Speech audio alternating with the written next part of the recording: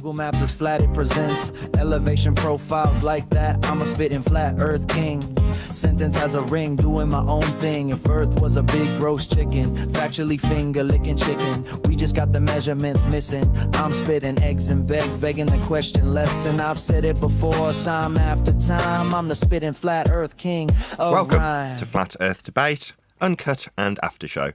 I'm your host Nathan Oakley, and if you are new to this channel, or you've not done so already, then be sure to subscribe, hit the bell notification icon and join button if you'd like to become a Nathan Oakley 1980 channel member and keep up to date with the Flat Earth Debate.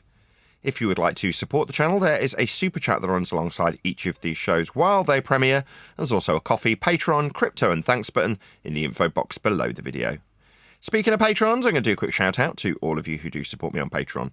So, a massive shout of thanks and appreciation to Fearless Mengus, Smith Tools and Purchase, Level Plain Poem, Vitali Z, Colton James, Survive the Spin, Effie Patriot, Thomas van der Zander, Measured Flat, Mir in the Shire, Mitch Kennedy, Rod, the name's Burley, J Mel's 24, Unamento, Iron 26, Retro Bill, John Kays, Patrick Gunnels, Banter, Hairy Blade, Mobile Max 777, Rob W, Del West Watson, Unbelievable Productions, Blue Ridge Ranger, Abraham Mohammed, Skeptic 936, Texas Mike, Chow Yun Cat, David Wayne Foster, and Dank.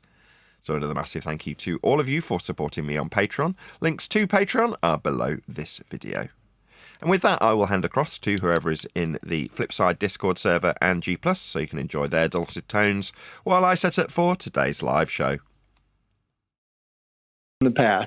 So, and that was going to keep coming up to remind you what a bad guy you are. And that's I don't believe that. That's totally contrary to scripture. well, it is, but that's what the enemy does. Is that I see what you're saying. The devil comes in. Yeah. Yeah, and you can't let that spirit come in. You got to fight it. What's happening, Nathan? Not a lot. Got our Christmas tree up. I'm going over to G+. I'll see you over there. Share the Later. link. Yeah, hold on. Let me just share the link in what's it called again? Teams. There you go. It's in Teams. Done.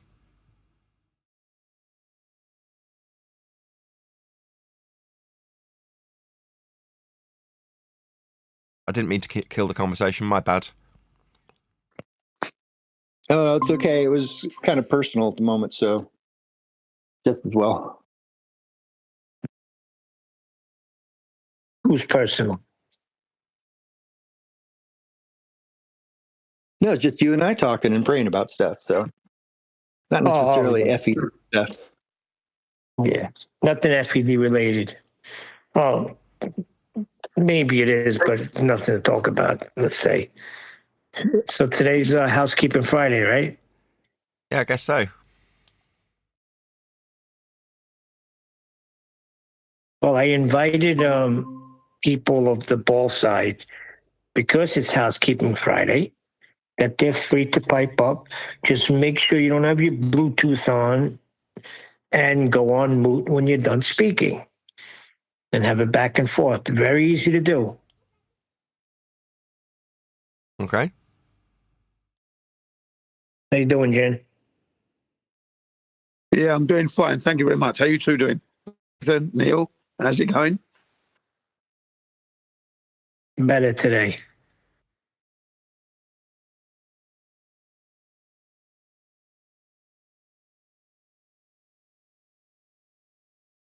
I noticed no one was in the split side just now. Just before I came in, it was empty. What happened? There is. You're obviously going into the voice verification bit because there's 3 people in there. There's the noob and Surf Daddy and myself. Ah, The okay. noob don't Right. need the keys, bro. That was the noob. Yeah, question for $1,000, man. Just the noob and schmo. So, Nathan, the other day when we were all in there, like these guys couldn't get in there. They were in voice verification, but then you moved everybody into the FED voice.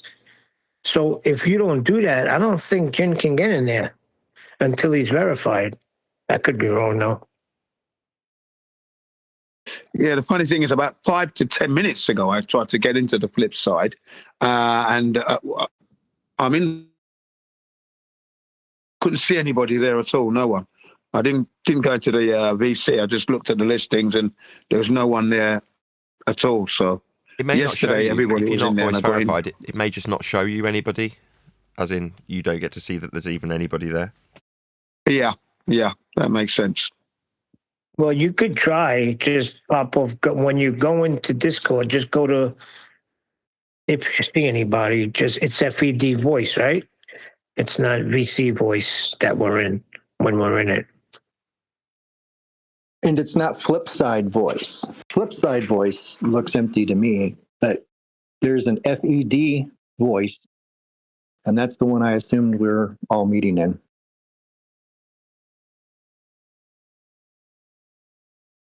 Yeah, because I have two of flip side or divergent droids icons. So one I hit on just gives me a whole bunch of rules and regulations, and then the other one I hit on, that's where everything is at, like lobby text, FED voice, FED chat, BC chat. So you might be hitting the wrong one. You got to go to the one that has lobby in it. That's the right one.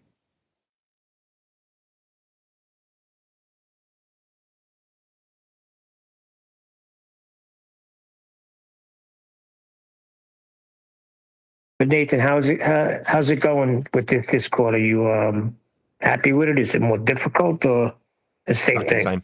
Makes no difference. I mean, so long as I've got a gateway to the public, I don't really care which server it was in. So this server's no different to any other server. And the servers, no offence to Divergent Droid or Righteous Force or Jenna or anybody else who runs a server, they're 10 a penny. So if somebody's willing to give me access to a few moderation controls, I can run it like my public gateway, and it works. So that's literally all it serves me for, an ability to offer the public a link to get into the show. That's all it's for, and it does that perfectly, so I'm very happy.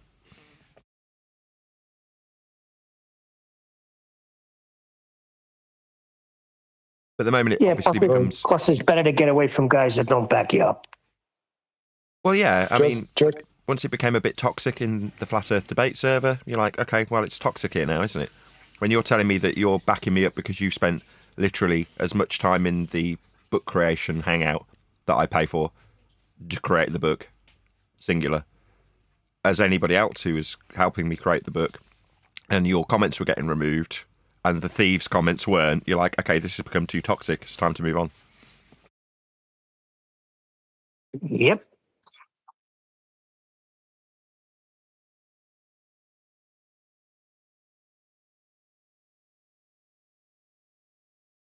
I mean, I'm not in the comments, am I? I'm not in the chat of any Discord server. You'll never see me in voice text chat. I mean, I don't want to say I never do, because occasionally someone will say, you must go and get this from there, and I might say thank you or something in there, you know what I mean? But generally speaking, I don't spend any time in text chat in Discord. Yeah, but that's why we have to let you know what's going on, because you don't spend any time in there. So you don't even know what's happening. So good to let you know so you're keen.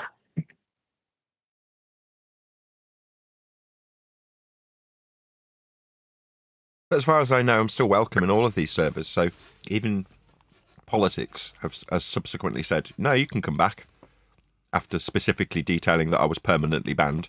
I mean, the definition of the word permanently is obviously lost on them. From what I hear, that was not even true. They have certain rules and regulations that they had to follow, but it was never a permanent ban. That was all true grapevine nonsense. And we should have went right to AI, supposedly. That's what he told me. Fair enough. How's your daughter, Nathan? Has she recovered fully? Yeah, now my wife's really ill. So Clover's okay. Wow. Paula's really ill. So has that slowed down the proofing of the book then? Oh, if your wife's not well? She's been off work for the last week, so she hasn't done anything. I mean, she has. He's currently vacuuming because we've got a pooch coming that we're looking after for a neighbour who's got a funeral. Ah, okay.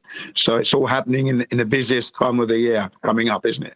For Yeah, you, this but it's all good.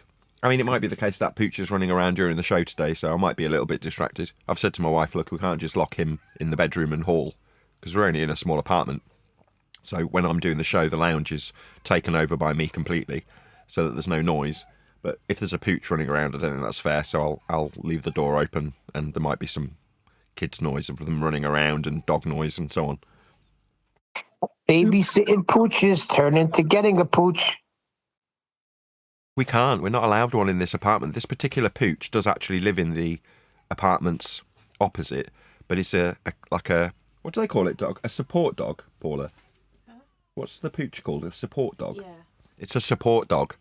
So the regulations don't necessarily apply to this particular pooch, but we're not allowed one. Unless you get a support dog. I mean, I could break my wife's legs and then say we need a support dog, I suppose. Yeah, you just have to walk a little twisted when you leave the house.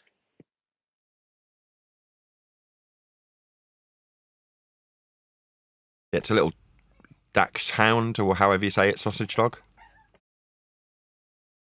Oh, you're talking about the what are they called again? My brother has hush two of puppy, them. like the hush puppies and that. Yes. My brother has two of them. And these freaking dogs, because they're long with short legs, for some reason, they will jump up and grab your food right off the counter if you're not watching it. So when I go by my brother, Dachshund, that's what they're called. Or Dachshund, right? Yeah, dachshund or something like that. I don't know how to pronounce it. It's German, I think. Yeah, Dutch hound is correct. You got it, Dutch hound. I think we call them Dachshunds over here, but I think they're the same thing. Sausage dog. Yeah. Dachshund. Dachshund. Hmm? Dachshund. If you're going to go Germanish on it. But Dachshund Oh. in the Midwest. A Dachshund. Wiener dog is actually probably closer to what people call it out here. Can't cope with stairs because of little legs.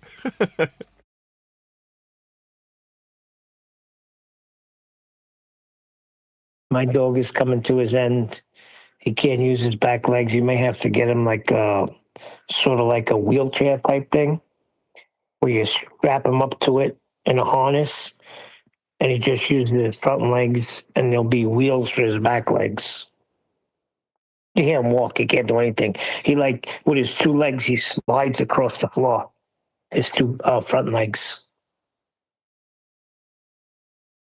Yeah, it's really sad seeing dogs get old, eh? Yeah, I mean, he's part of the family. He drives me nuts. But when you get a dog, you better be prepared to have a toddler for 15 years because that's what it is.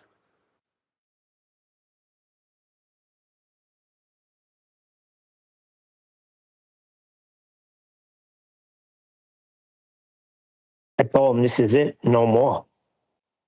No more. When he ceases to exist, so there's only one. Yeah, I've just told my girls that they can come in the lounge today. So, like I say, it might be quite noisy.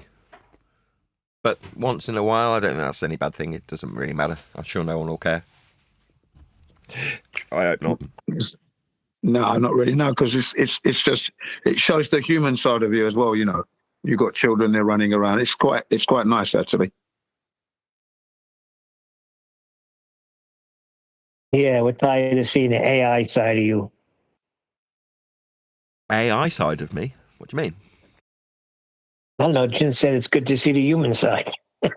Oh, as opposed to the AI side. I see. So excited about housekeeping today, Jin? Very. Yeah, of course. So long we don't drop any F-bombs because, you know, we've got Nathan's children in the place now, yeah? Okay. Yeah, that whole thing, without being specific, I've been getting a lot of complaints about that whole thing the other day, so we don't need to repeat it, but man, people were complaining about that a lot.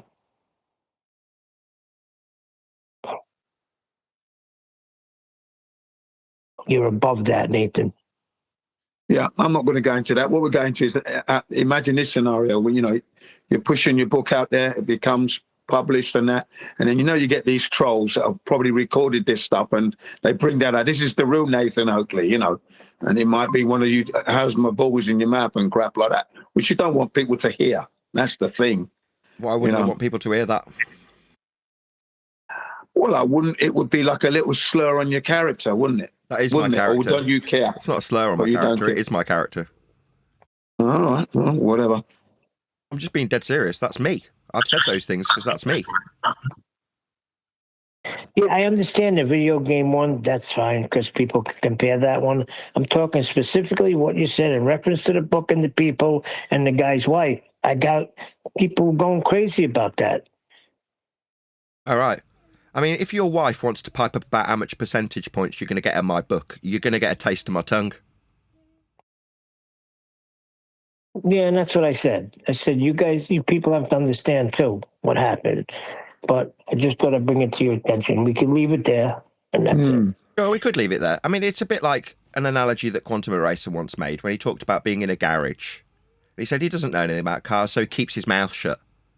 Now, if you're some dumb broad who doesn't know anything about book publishing, you should do the same, keep your mouth shut. Then you won't have me taking the piss out of you, telling you to get on your knees and stuff. You won't get that if you keep your mouth shut about things you don't know what you're talking about.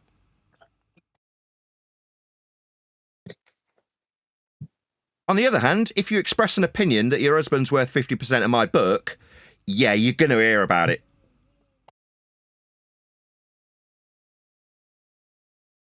You're going to get called stupid, like really dumb, like a guy who doesn't know about fixing cars telling a mechanic how to do his job. That kind of stupid.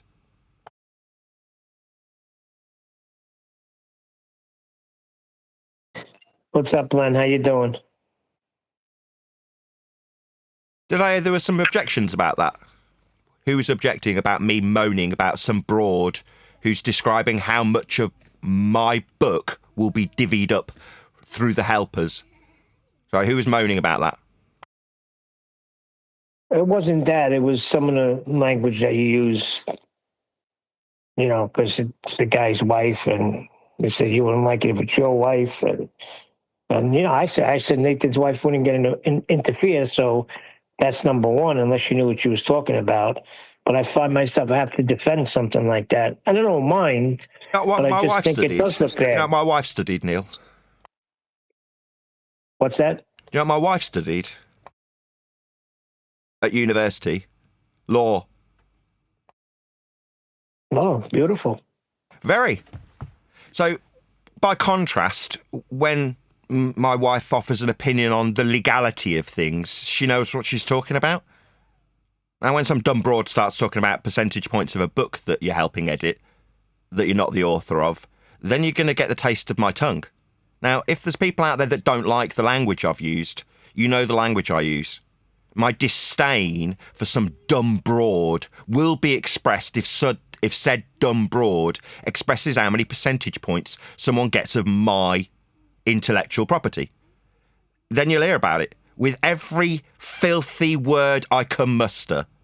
Now, if you don't like that, bugger off. Unsubscribe.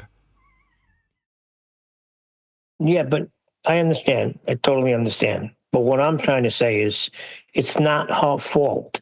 QE's the one that misled her, that he was constantly doing a book. So you got to figure, if you have a wife, and the way he made it sound was every time she needed something, he's like, I'm doing the book. And then, let's say 3 months later, he comes and says, hey, babe, how much you think I should get for this? I mean, any normal wife that thinks her husband is doing something more than he's doing is going to say the same thing.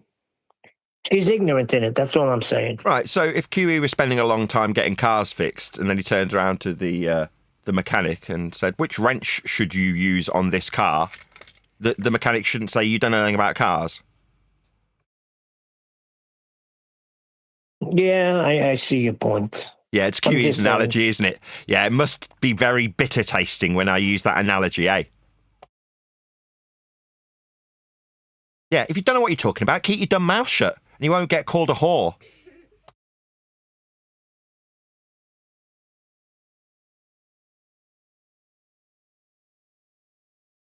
On the other hand, express an opinion on how much something of mine gets divvied up between wankers and thieves, and yeah, I'll call you whatever I like. Well, I Be think what she careful. should have said was, well, why don't you talk to Nathan about it? There would have been nothing wrong with that, right? Sorry, who talked to me about it? If his wife should have just said, well, why don't you talk to Nathan about it? I don't even know her There's name. no harm Why in would I that. want to talk to her about what's mine? Why would I want to talk to her about that?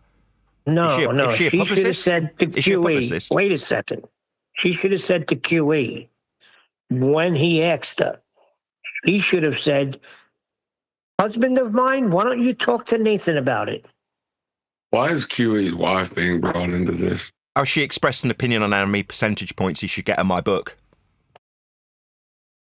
Because QE asked her. I don't know that. So I was just... QE brought her into this. Yes. God, what a douchebag. Yeah, what a douchebag. A douchebag, something you use to clean a vagina with.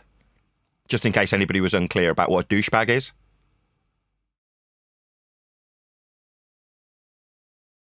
They're also used by whores.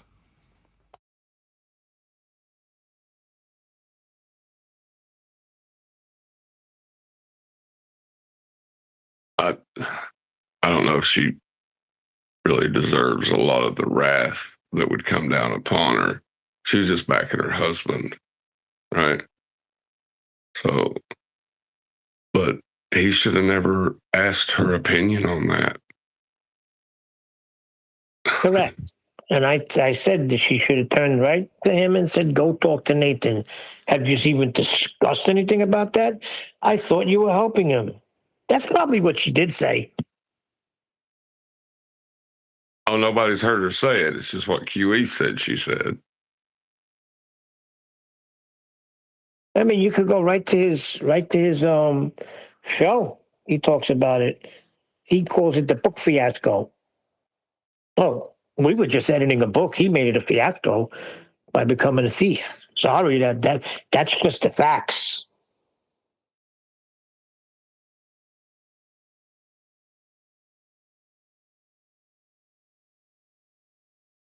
I don't know if you could say an arrangement of citation is a book. No, it's not.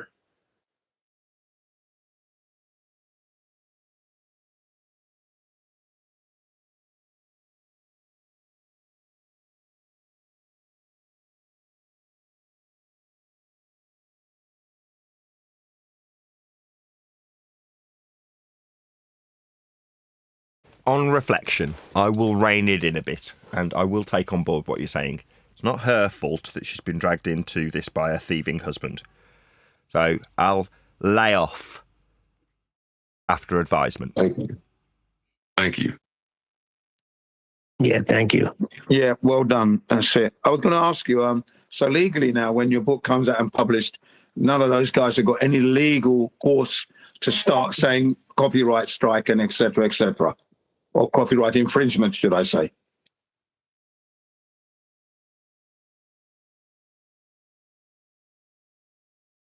In my defence, people get like this when they've been wronged. I've been wronged, so I'm getting Yes. very stroppy. Well, that's one of the reasons that I'm not, I do understand why you're upset. I understand why you're reacting that way, but she doesn't deserve that kind of venom either. No, fair enough. Yeah. Got good counsel, And, and I'll take it. No, you good It had to counsel. come from Refracted. Anybody else is no good. That's not true. It just Oh, happens to be shoot. the third person to have said it, actually. Tends to be the case that if one person says it to me, I won't pay much attention. Second person, I might raise an eyebrow. By the third person, you're like, okay, this is good advice now. Fair enough. I'll take it under advisement. Good advice. I've got good counsel. I've got good friends around me. I should pay attention to that fact and be grateful for it. So thank you. all of you who have said this. Fine. I'm only kidding. It just fell right in place that refracted happened to be the third person. I'm just having a laugh. If I don't, I'll lose my mind. He was already conceding on the second person, though, I think. I just kind of was the last shovel full of dirt on that. Well, to be honest, I had a little conversation with Jen, and I said, Jen, I'm not going to bring it up because he's just going to make him go off again. Told you, Jen.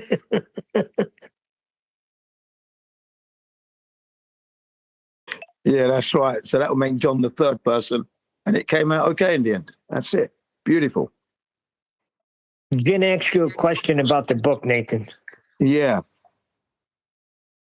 So once you've published it and it's out there in the public domain, they can't claim copyright infringement. There's nothing in the book. No, it already was. That is to say, I'd already published chunks of the production process to members. That's already been done. Do you know why I did that? In case some thieving bastard tried to steal my material and claim it as their own. Yeah. Was that on advice from your wife? That's not advice from my wife. I'm trained in this. This is what I did at college. I did media studies and performing arts. Explaining how copyright works was part of the course. Yeah, that makes sense. Absolutely. I didn't expect it to be Quantum Eraser and Adam Jerkin, but ultimately speaking, I was protecting my own interests by publishing sections of it so that I could show a judge, potentially, here's where I published this material on my channel, in my workspace, under my supervision, in my recordings, during my live streams. Here's my drafts, here's my work. What's that? They say it's theirs. All right, where have they published it? They haven't. Where are their drafts? They haven't got any. Now, they're just thieving liars. Easy to show and demonstrate with dates to show where and when it was published by me. Your drafts were their drafts. That's the funny thing. When you go back and look, you always had two books up, supposedly. Well, you had two drafts up of the same book. And the one on the left, one on the right. You know, stuff colored in red. Yeah, you know what it said? You know what it said at the top of every page of every single one of those drafts? It said Nathan Oakley at the top of every single page. Yeah, he's claiming that all the material came out of the Quantum Eraser website. Oh, the place where he posted citations from other people. Yeah, and then went and gathered them up and put them into my book so he could later claim that they were copywritten by him. Yeah, that's what he did to try and steal my book. Yeah, he's saying that the copywritten material came from his website. Yeah, he went and got it and put it into my draft, didn't he? Yeah, it makes it very suspicious that this has been going on for a good bit.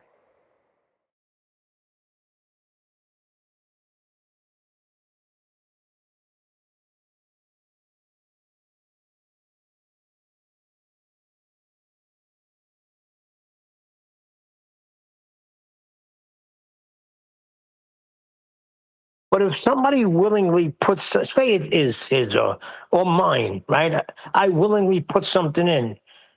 I can't turn around and say copyright infringement. Sounds silly to me. No, because you were working under the express understanding that this was a gift for a friend. Oh yeah, that was stated right in the beginning. It was all stated right in the beginning and throughout the book.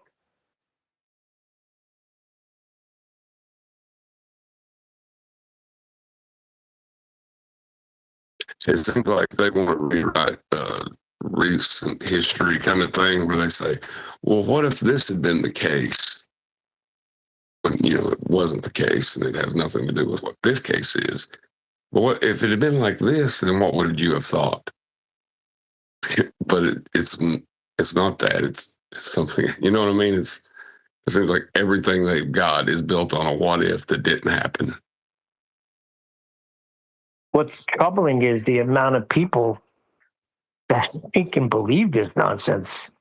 Oh, but did you hear QE's? Yeah, I kind of agree with what he wrote the whole thing. I'm like, are you out of your mind? He wrote nothing. They were in there as editors. Go look up the job of an editor.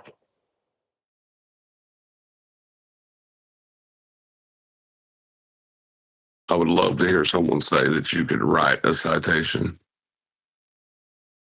That's Yeah, Neil, did you get an invitation to go on to QE's show? Did he invite you onto his show at all?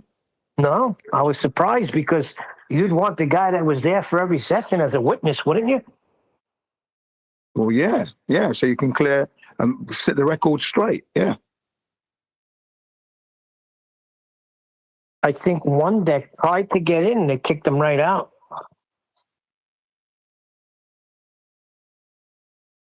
yeah. He told QE told me I was giving him unsolicited legal advice as a threat.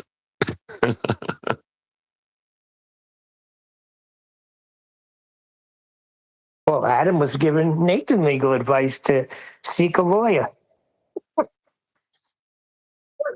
What a clown.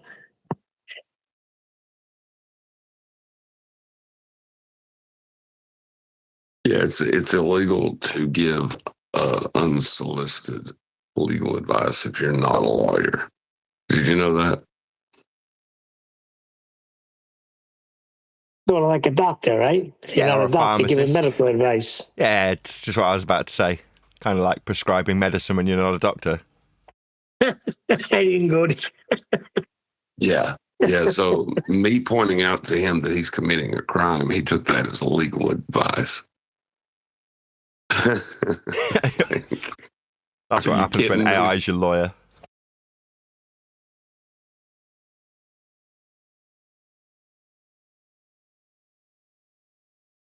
Yeah, they got a whole bunch of advice from like ChatGPT and Gemini. So they put all the information you gave throughout the shows and all QE's information from his book fiasco. And one of them found it in his favor. So they ran with that. I said, are you kidding me? I got people sent me 4 of them so far. 2 of them were in favor of Nathan. 1 was slightly edging QE, and 1 was a draw. Are you really going to follow the advice of AI or the findings of AI? We It can are say whatever you agreed want it that to say. AI is not a The judge. one that I saw, Neil. Sorry.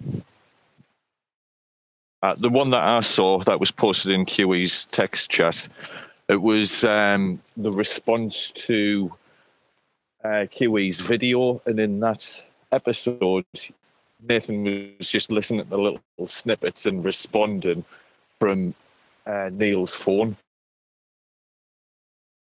That's not a good representation whatsoever. Oh, so you're saying that when I was like putting it my phone to it when he was running a live show and Nathan was responding to that? So that's what they used as evidence? Wow, that's sad. That's the one that's That's the AI interpretation that's posted in QE's text chat. So that's a load of horseshit. Pardon my French. You can't make this stuff up, I tell you. Very amusing. It would be if it hadn't been happening to my friends, you know. Like, I mean, it's funny if it happened to somebody else, you know. Sad but Yeah, true. I called it a comedy of errors. It's still Sorry funny. about that, Neil. It's still funny. See, I look at it differently. I say they were once my friend. I thought they were my friends, but friends don't do those things. So were they really friends? Huh? I was, whether they were or not, I was. I understand, but friends don't offer and then want to take. Yeah, Right? they do. There's one convict show that I watch. This guy, formerly a jewel thief, explains that I would say this statement's not taking into account overt narcissists, psychopaths, basically, but to the larger degree what he's saying is true. This guy's saying that there are no bad people. There's just bad decisions made by people. So at some point, these two people who were our friends made a bad decision. That's the only way to look at it. Now, does that mean that everything that up until that point that person did was with an air of maliciousness behind it? No, it doesn't. But at some point, Huey's decided, this could be mine. Well, that's a bad decision, isn't it? For that decision, he's been expelled from a group and called a thief. That's what's happened. Well, I don't think that makes QE a bad person. Quite the contrary. I think, generally speaking, QE's a good person. So is Adam. I think Adam's heart is absolutely in the right place. But fuck with me and you'll end up in jail, Adam. I hope you understand that.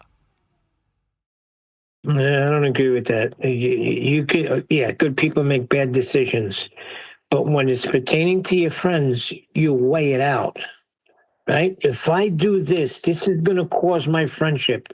And that was brought to his attention, and he did not care. Yeah, that's pride, isn't it? Of course. I don't care. Fuck them all. Right? Yeah. Yeah, that's pride. This guy, Flat Earth Cafe, he comes in here one morning. He hit it right in the head. He said it's like Huey just couldn't let Nathan have a book. He had to freaking try and put himself on there when he really didn't even have to, right? Through the community, people would have known how much input he had and how much input Adam had and how great everybody came together and look at this beautiful piece of work. Not necessarily. Well, I don't know if that's true.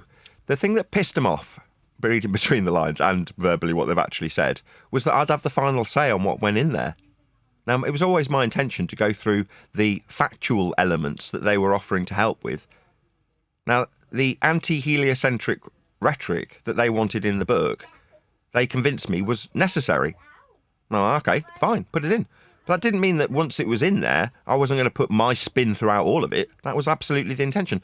Now, that, coincidentally, is the stage I'm at now, Neil. You know when I send you my little clip-its?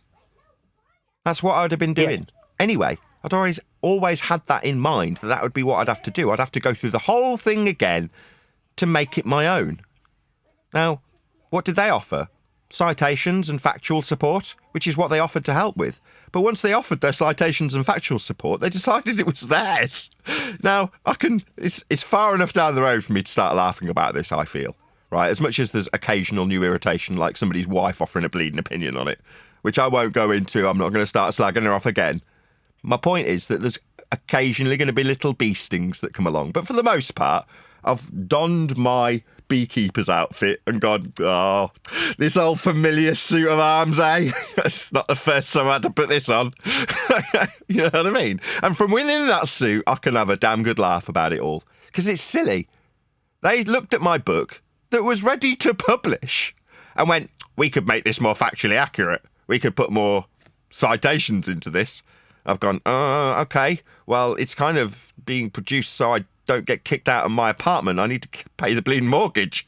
But okay, you say it's not good enough for you. Right, okay. So you want to help? Okay. So you're then going to cause me a 12-month delay and start sending cease and desists because I'm not going to give it to you?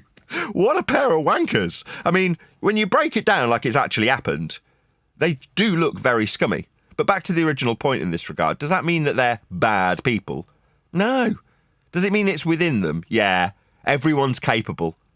I remember my barrister in one of the court cases that I did go through saying those very words to me, because I couldn't quite believe my ears when I saw the secretary of the company lie, because she was, to me, a very good woman. She'd never lied, she'd never been deceitful. Whenever there was anything untoward, she was the first to say anything about it. When she stood on the stand and lied through her back teeth, I couldn't quite frickin' believe it. And I said to my barrister, she lied, I can't believe it. And she looked at me in the eye and went, everybody lies. That's what she said to me. And she meant it with an air of disdain, like, don't be so stupid. Everybody lies. And I'll never forget it when she said it to me, because I was naive. In my mind, this very good secretary was incapable of lying or being a shitbag. Now, at the time, in reality, everybody else who lied on the stand, there was 5 of them, I think, who took the stand. They all lied. But I wouldn't have put it past the other 4. It was only the secretary that was a shock. Val, her name was. And I couldn't, like I say, I'm still stuttering about it now. I couldn't freaking believe it. I was like, I can't believe it. She's lying. Now, at the time, I was tearing up over this. It was distressing because I couldn't believe it. Now, in my mind, right, I'd been told throughout that entire process, you will lose. You will not win. Why are you pursuing this? Why are you wasting your money? It's your word against 4 other people. Why would you do that? You're definitely not going to win. And I'm like, doesn't matter. I'm in the right. I will continue anyway. In the face of 4 people against 1. Now, you later find out that means something. Yeah? Just when you think it means something, I actually won that case. But that's aside to the point. You know, in normal circumstances, I would have lost. And I was being told the entire time I was going to lose. I didn't. But that's not the point. It kind of scuppers my point a little bit. But the point is, everybody lies. Everybody's got it within them. We are all sinners, aren't we? Yes, and the same thing happened to me. They told me, listen, the judge even said it to me. He said, I'll never forget her name, Judge Applegate, big, heavy-set blonde woman. She said, Mr. Cosentino, I've offered you community service, and you turned it down because you want to take it to trial. I'm telling you right now, if you blow trial, I will give you the maximum sentence, and you're facing 5 to 15. I said, yeah, but I didn't do it. So I'm not going to take community service. It's going to go on my record. I'm going to fight it. She said, okay. And sure enough, Nathan, people lied on the stand. Yeah. Well, that's kind of how it goes down, doesn't it? When you feel that you are right and righteous, you don't care. You know, I don't care if they lie. I am telling the truth, and I want that to be known. And that has an air about it when you're like that. It's not belligerent. There's another word for it because you're not being disrespectful to the judge in that. I don't know if forthright's the right word either. There's a word, I can't quite put my finger on it.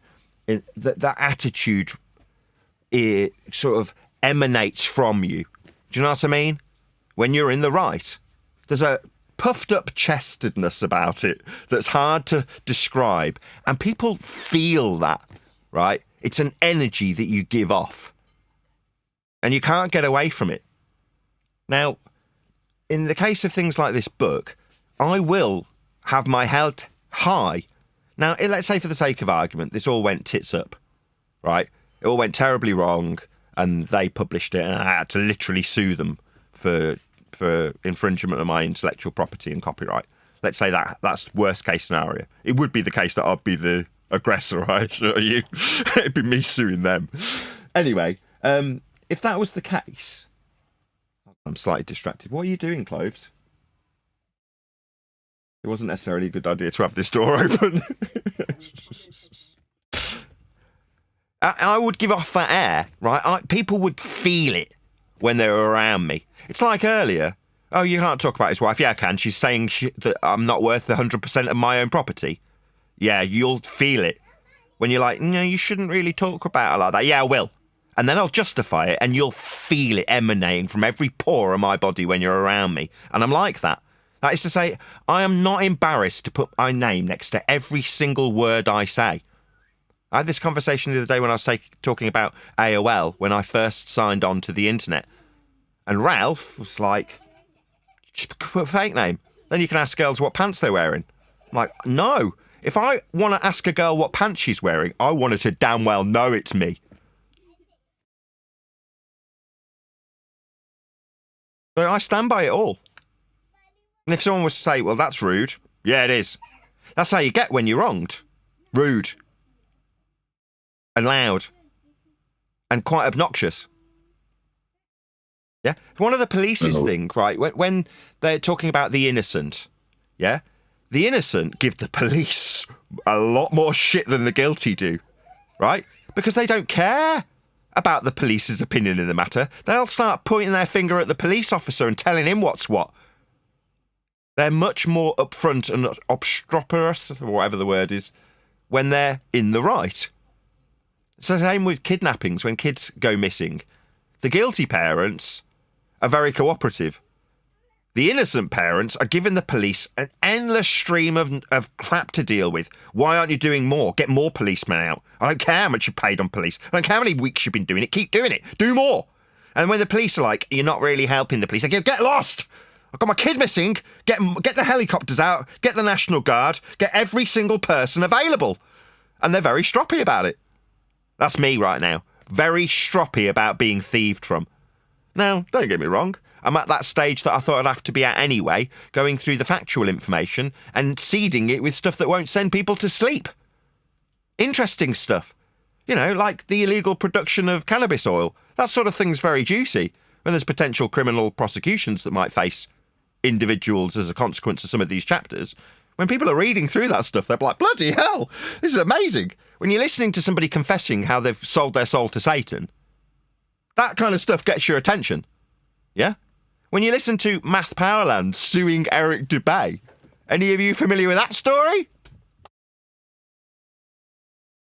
I hear silence. Do you? Yeah, right. Well, I lived these things, right? I sniffed them, right? You know what I mean? So when you're writing about that stuff, rather than what Al Baruni's freaking middle name was, you know what I mean? That's tedious shit. Now, don't get me wrong, it's a flat earth book. People are going to expect that to be in there, aren't they? Right? They want juicy flat earth proofsies so they can point and sneer at next man. I know what people want it for. They want it as a weapon. Yeah? They want to be able to point fingers at their neighbour while they're mowing the lawn and goes, oh, flat earther. Yeah? Are the lines on your lawn flat?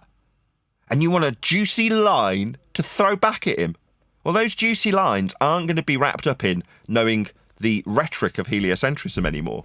They'll be wrapped up in knowing that, for sure and without a doubt, the Earth is measured flat.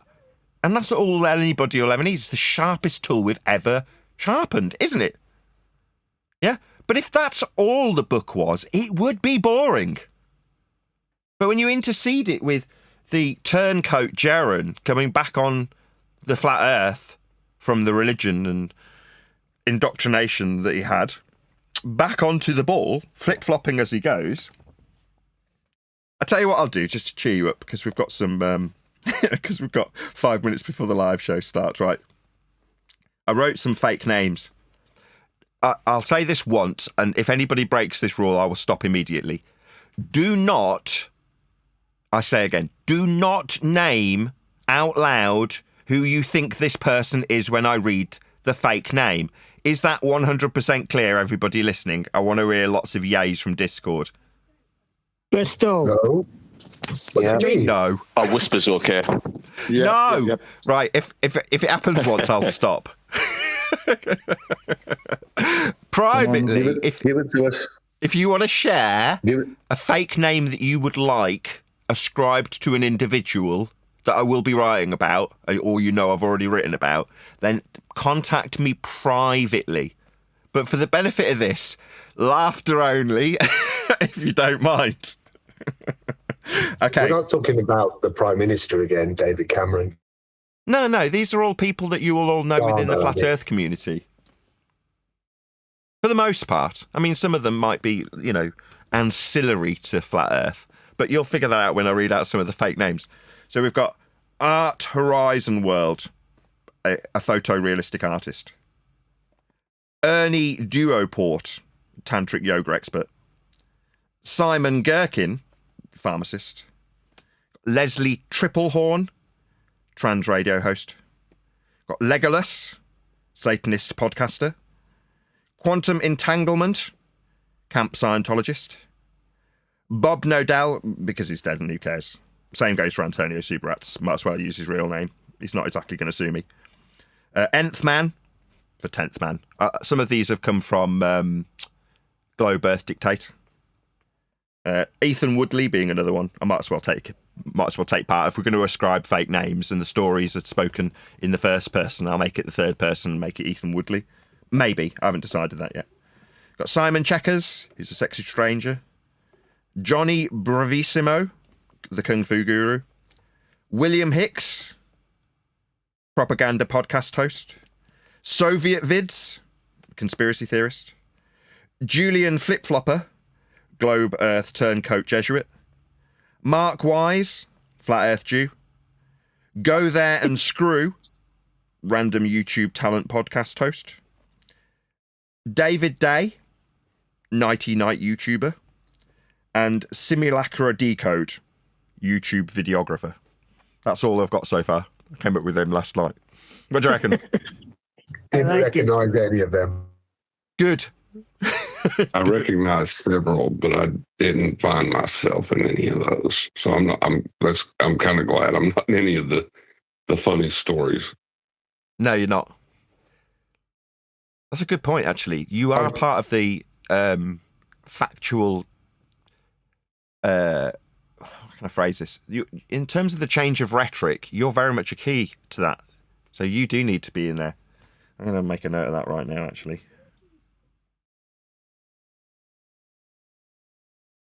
Oh, some of the stories I need to write. Oh, God. Well, that's going to be interesting when you're right. When he came along and just said they need a flat Earth more than we do, and how that whole thing transpired, because that's our rhetoric now. Yeah, rhetorics change. So don't get too attached, Dave. You're perfected. So things I need to write out on up and coming, what they called art lessons from my eldest. I've got that's why I mentioned it earlier. Math versus Eric, that particular court case. I think I need to write about that.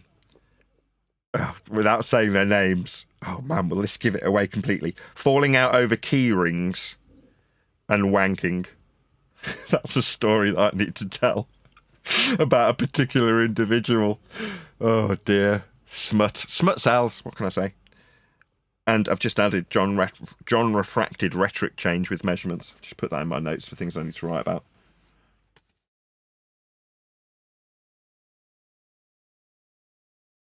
Oh, it's going to be good. What was I the always conclusion? knew- Sorry. Go ahead. What was the conclusion with Matt Powland then and Eric Dubay? What happened to that in the end? Math lost. Oh, right. What was he suing him? Because Eric Dubay had published his piece where he did a stand-up section called Photo or Painting. And that particular video that somebody had taken from the crowd on a phone, or it might have been a camcorder, who knows, it was the early 2000s. But someone had filmed him, and that was published by Eric Dubay.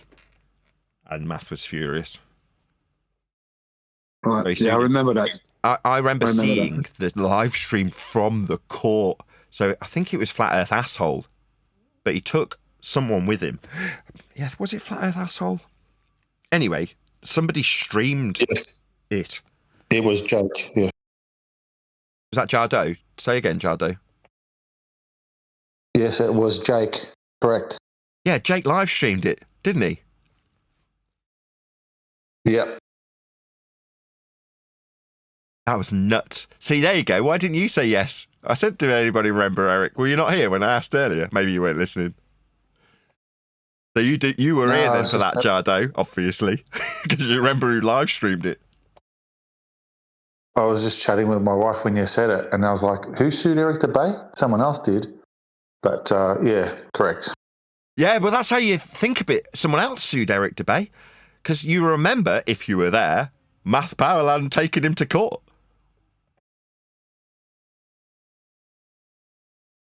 How is that not copyright infringement? That's for YouTube to decide.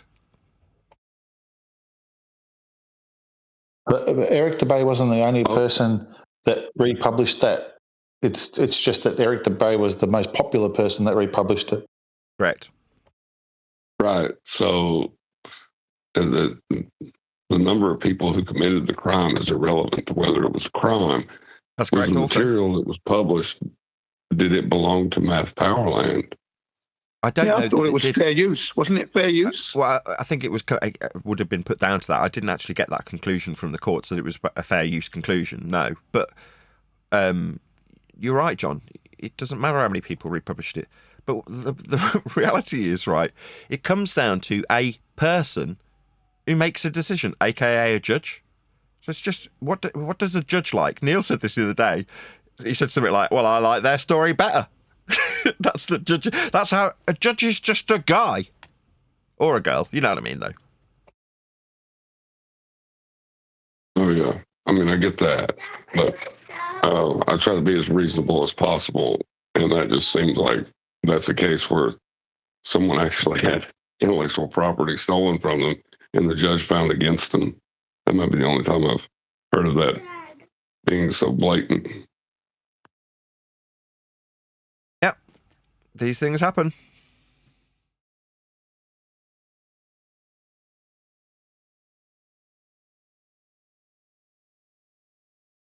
Anyway, I always had confidence that you were going to take it and spin it to make it an interesting book. Even though citation after citation after link after link.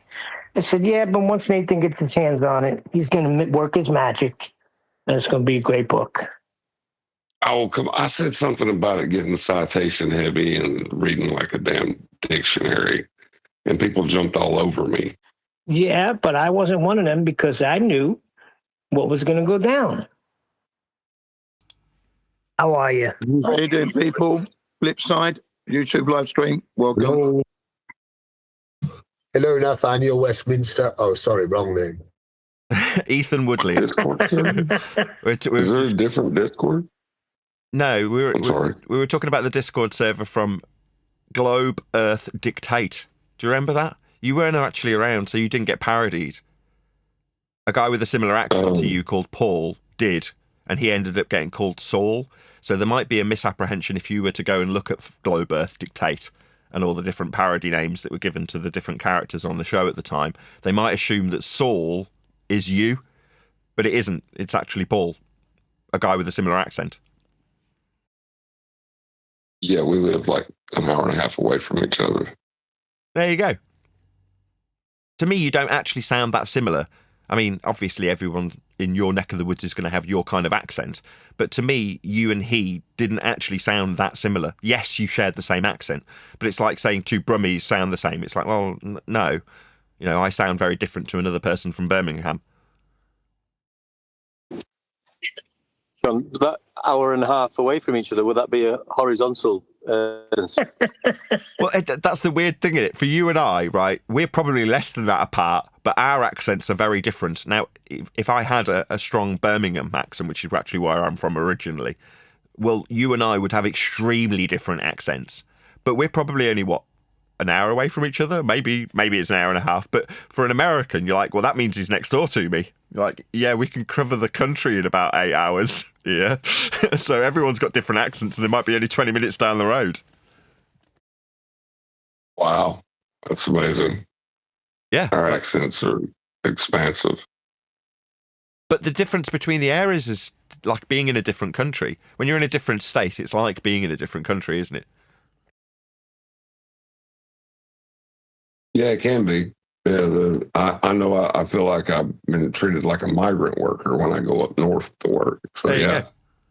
Yeah, that's how you get treated when we actually go to a different country. If I went to Scotland or Ireland, when I used to do that as a rep, people would be like a little bit suspicious. What, the English guy's coming? You know what I mean? Because it does get a bit like that. But within county by county, there is definitely you could go into the next county here, and it might be 20 minutes away, and people sound very different. It's weird. You don't have to go far to find a different accent in the UK. And I and it's in different parts of Manchester. I mean, I'm not far from a place called Salford. It's quite a rough area of Manchester, like Oddsall Estate and around the Salford area. And people have really strong Manc accents, you know what I mean, mate, and all that, like a bit like Oasis thing. But then if you go to not Wivenshaw, like Altrincham and South Manchester, a little bit more, not as rough and ready. It's still a Manchester accent, but it hasn't got that proper deep twang. So there's, you can tell the difference there, and that's like, what? It's not even 20, 10, something like that. So yeah, you're right. One deck, you're breaking up. That's okay. We got most of it. We got 80%. The people are strange, as the song goes, and people are the same everywhere, with the exception of outliers. That is to say, the oddballs that aren't the norm are different because they're different to absolutely everybody and completely unique. But for the most part, as I was traveling around the world, people are all pretty much the same in terms of their woes and worries. I try and make this example with the rich guy that I described a couple of weeks ago, who'd got his Lamborghini and his W12 A8 on the drive. And he's moaning about how little money he's got and how it's all disappearing into the boat's payment scheme. You know what I mean? And people think this really expensive house comes for nothing. That kind of attitude, right? Like, yeah, so you're sat here with me in my very posh suit, in my very posh car, coming at great expense because you've blown up one of your, today there'd be £50,000 speakers. So your treble unit's blown, and you're moaning that you've got no money and how terrible life is and how everyone should appreciate how difficult it is for you. You're like, that's a nice Lamborghini. Yeah, well, that's only on a lease, you know.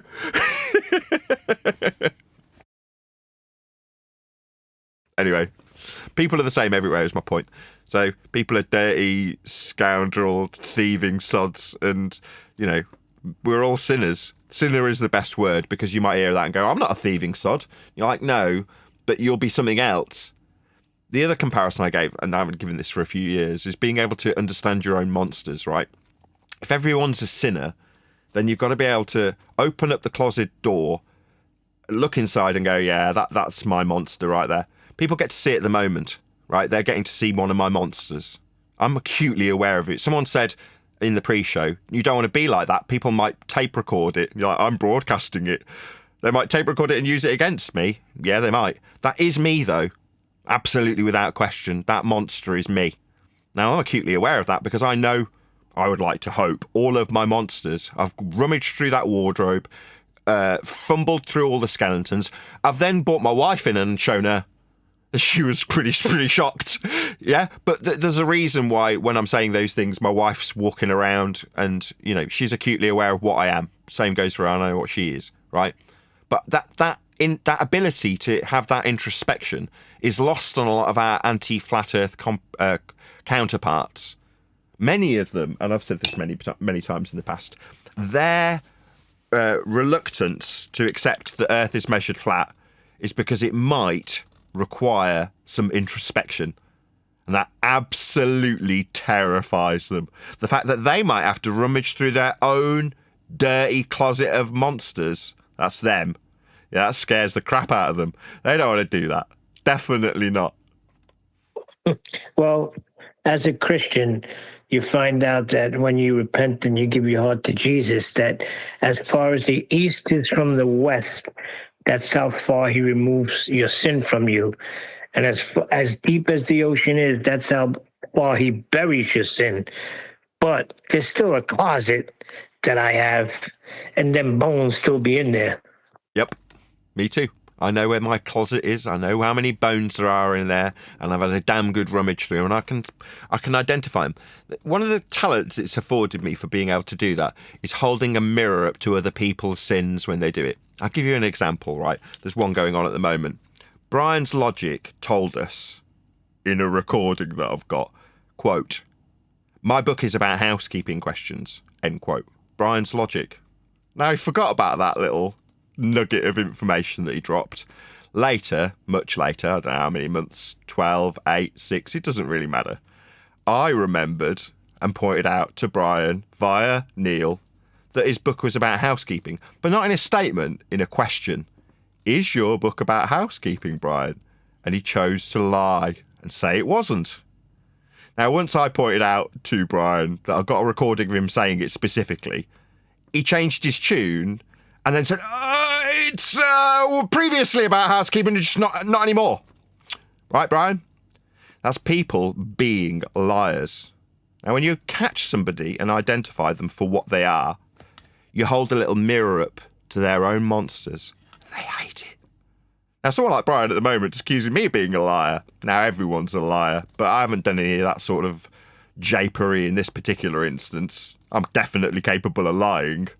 I just haven't told any about my own book that I'm producing. But Brian chose to lie about his because he's probably scared of infringing on intellectual property now it's being discussed. So he lied. That's what people do. People lie. That's one of their monsters.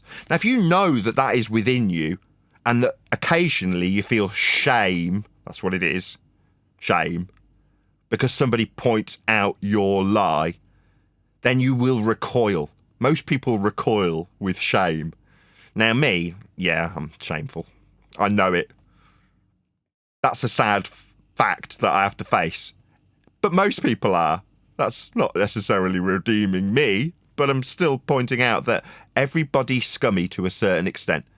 Now, when it comes to what this subject's really about, and that's identifying that there's a creator. When you come to this subject, that's something I'll agree with everybody. I didn't want to face it at first because it scared me. Made me want to have to dig further into that closet full of skeletons. Because as a heliocentrist, Big Bang believing guy or girl, you can assume that there's no consequences to it all. The moment you recognise that we're in a contained system on a flat earth, you know for sure and without a doubt there's a creator involved. If you want to get down to the brass tacks of the ontological primitives, you know there's a creator. And when you know there's a creator, suddenly that introspection's not just a closet you can keep the door closed to. It's something you're forced through, whether you like it or not. Now, I'm laughing about this because I don't care. I know, there's a lot of monsters in my closet. You get to hear them on the show. I've been doing this 10 years. You're going to see the monsters. A lot of my audience might not like it. They're going to go, I don't like it when you talk about another man's wife like that. Yeah, that's me. You can either deal with that and accept that that is me and my monsters. You're getting, I'm not going to say privileged, but privy to seeing them occasionally when I'm wronged. But that's within all of us for the most part. Some people bottle it up better, offer nothing but empathy. They eventually explode. But ultimately speaking, we've all got these monsters within us. And the introspection that's required when you understand that there's a creator is something that scares a lot of people. Like really terrifies them. Yeah, that, in my opinion, is why them. I'm nearly done. That's why they brace against us and the truth in this matter. Because if it's all a big lie, all a big deceit, then who cares? It doesn't matter. It's inconsequential. You can get away with having as many monsters in your closet as you like. The monsters being you. But if you know there's a creator for sure and without a doubt, you're going to be requiring some introspection. Now I'm done.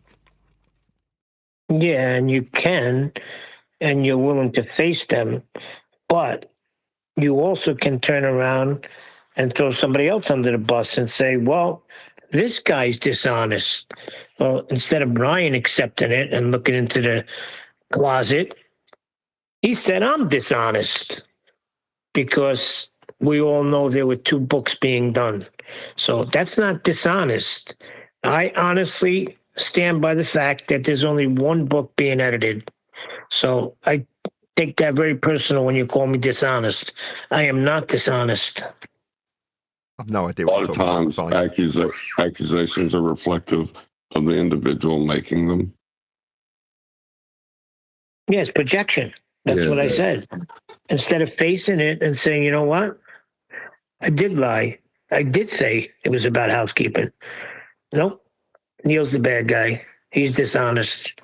But I mean, talking about lying and dishonest, I mean, I was watching a sermon by a pastor, I think he was called Will Duffy. He says it's okay to lie and deceive people. So I don't know what we're going to do about that. Duffy's a Imagine a right? pastor saying that. Duffy was asked on Modern Day Debate if he was a travelling man, and he answered in the affirmative. Now, as far as I am aware, that makes him a self-confessed Freemason. That is a general understanding of why that question's asked, yes. Right. Or he could be a guy that just travels all over the world. No. Say that again. What do you mean, Nathan? Say that again, sorry. I didn't say anything. I don't know what you're talking about.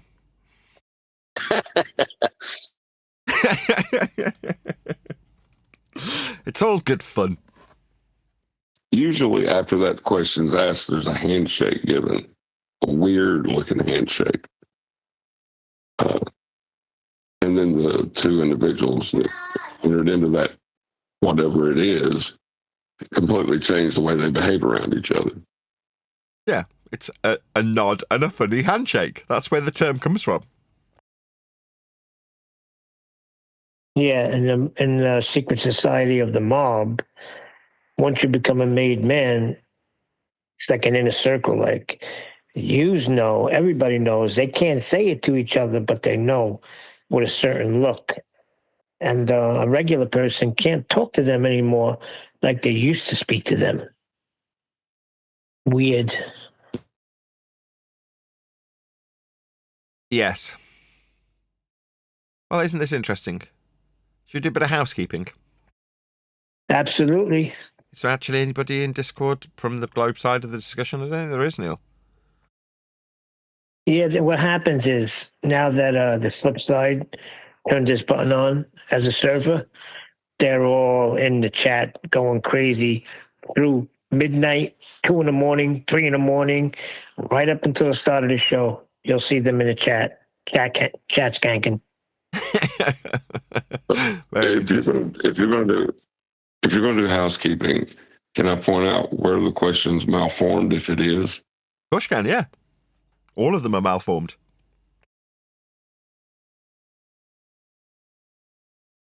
Now I don't want to, because there's no point. What's the point, Neil? There's no ballers here.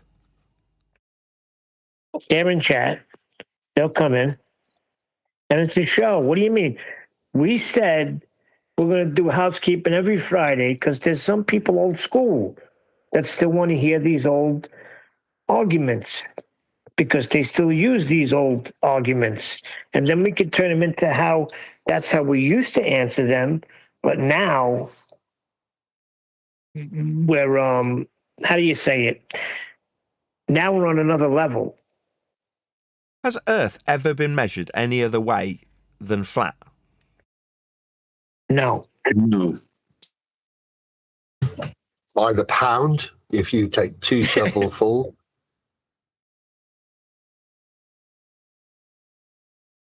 I mean, that's a heliocentric rhetoric, you realise.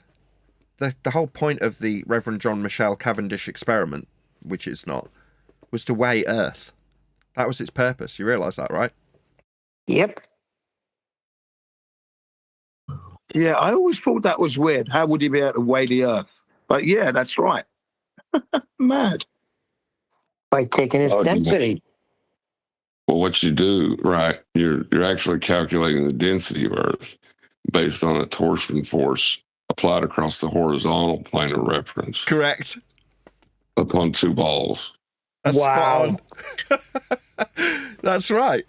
So in order to calculate the torsion force across the horizontal, you'll need a horizontal reference to describe it with.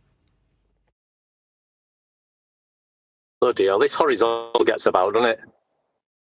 It's almost Jim, what like is that called, Jim? it's almost like That's the God. horizontal constant. It's almost like God inserted what you've just described, the horizontal constant, into every single Earth measurement without exception.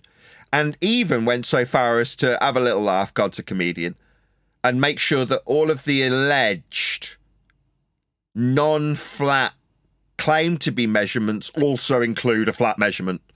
For example, but not limited to, torsion bar twist in the horizontal and downward vectors with respect to Earth's mass. That's gravity, by the way. Both require Earth be measured flat. God's a comedian. It's funny that, mate, but he's like, you know, saying it for 10 years when everybody realises this. You know, someday somebody's going to be sat down saying, laughing about how what you described, that this is what the world used to believe.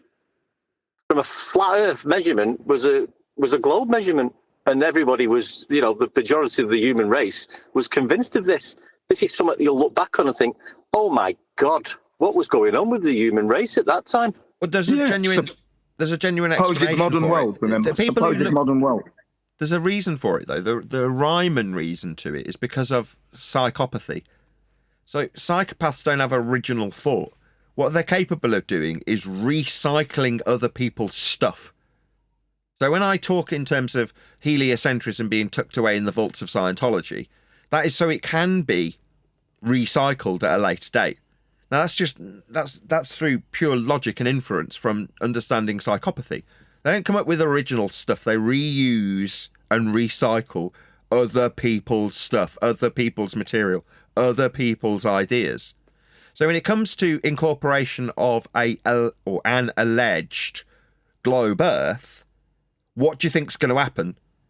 Those who are looking to deceive, where do they get their source material from? Well, from existing source material. Well, if you're talking about Earth measurements, what do you think is going to happen?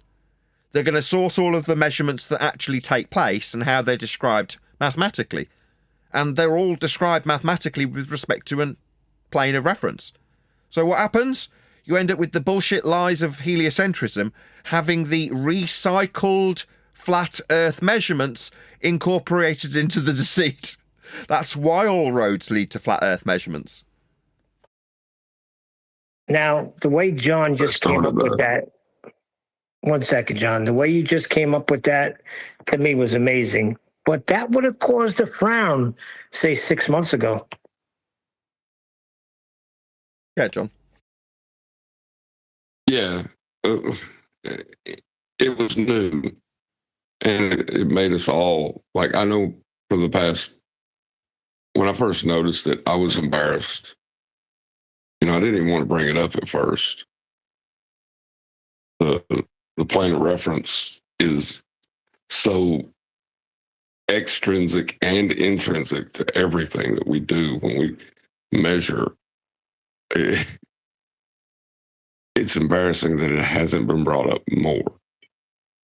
Yeah, I completely agree. I had the same feeling when looking back on the old debates at the Isle of Man. That's why I keep referencing it.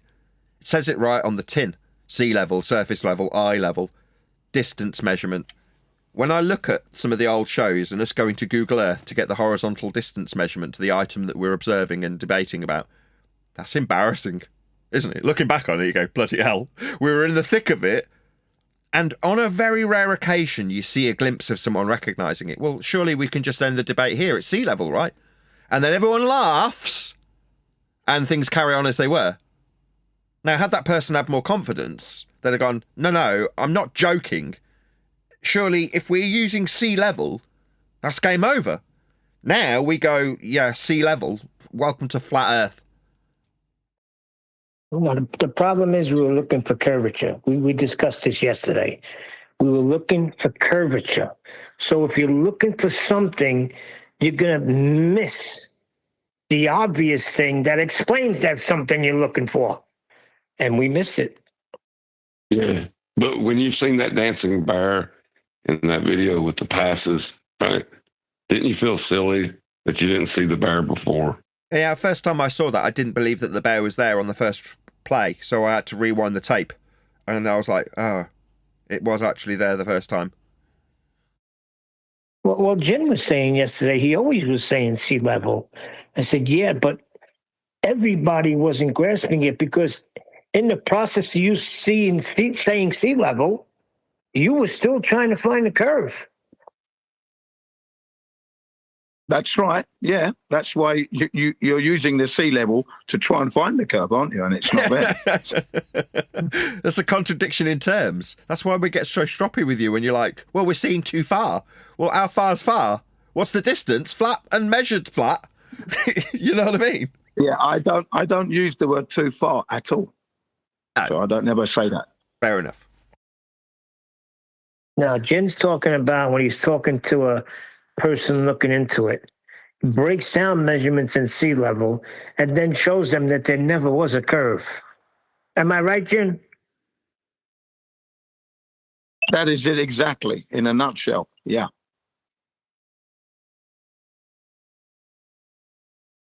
Jolly good. Next housekeeping question. I haven't read one out. I kind of came up with a new one. Do you want me to repeat it? Yeah, I liked it. My question was, has Earth ever been measured anything other than flat? No, it is not. It's a statement of fact. Right. So once you understand that, where are you going to go if you're debating this subject? Now, number one, Neil, before he says it, it's not a debate. You shouldn't be debating it. There's nothing to debate about. If you're going to talk about Earth, talk about how it gets measured. How does it get measured? Flat. Yeah, we're in teaching mode. Yeah. It only becomes a debate if when someone gets a little bit dogmatic, or not even dogmatic. They just want to know, can you elaborate more? You know, it's always there on the offering. So Fair enough. You explain it. Yeah, and you need to be able to back that up, because there's going to be certain, obviously, individuals that you're referring to that have a cognition that there's something untoward when you say Earth's measured flat. Now, the reality is, well, go and look at any measurement. Not my measurement. I'm not going to go out and get a tape measure. But go and look at how the surveyors actually functionally operate on Earth's surface, and you'll very quickly realise it's flat. What's that? In your reference on page 87, it says that it's a ball. Yeah, you'll find that. We're in the midst of a religious belief of heliocentrism where people believe they're on a ball. But all of their measurements are flat. Yeah, but they also say, after they've measured it flat, that's because it's really big. Okay, so what you want to do, now you found that Earth's measured flat, and that it's being explained to you as being measured flat, is grasp at straws to retain your religious belief. Go on, keep it. On you go. Fine. Believe whatever you like. No, it's because it's a really big... I don't care. You've seen the measurements, you understand the measurements, you're now justifying to me why it's not being measured as a ball. I don't care. Go away. Yeah, but it never turns into a debate, because it's not a debate. You become the teacher. Exactly. I'm Only if you want to be. Hold on a minute. Only if you want to be. You don't have to be. Correct. Well, yeah, that's correct in itself. But that's what you do become. You're now becoming the teacher, because the person asks you the questions, you're going to answer them and help them along. Just on that new housekeeping question, I'm having a bit of a to and fro with triangles at the moment. Be right now, back. I've asked him 3 times, like, for his evidence of Earth curvature measurements, as in the circumference of Earth, who measured it, what methods and equipment was used. One of his replies to me is, Wondek, I've demonstrated this in my videos several times, how we can measure distance over curvature. I said, that wasn't my question. So I've had to. This is the 4th time I'm asking now, and he can't answer. He won't come back with an answer. That's because there is no Earth curve. You know, his rebuttal was, I can measure distance over a curve, which wasn't. You know, I didn't ask him that. Yeah, and distance itself is not intrinsically curving. It's extrinsically flat, straight, not curving. Linear. It's linear with miles. Linear. That's right.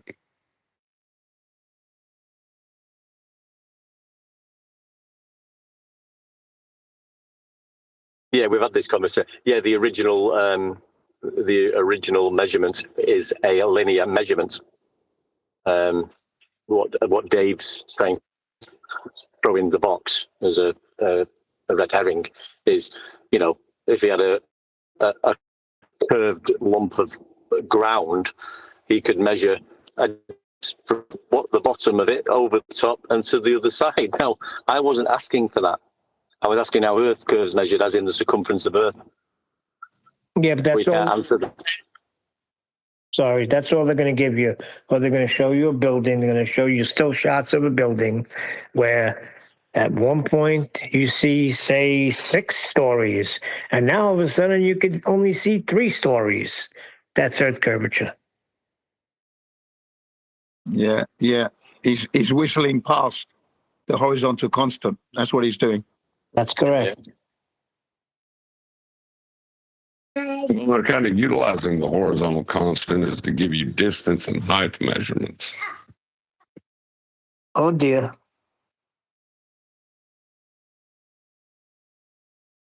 You see, Nathan, every time we get into like this measurements, like the chat goes crazy, like 5 messages go on.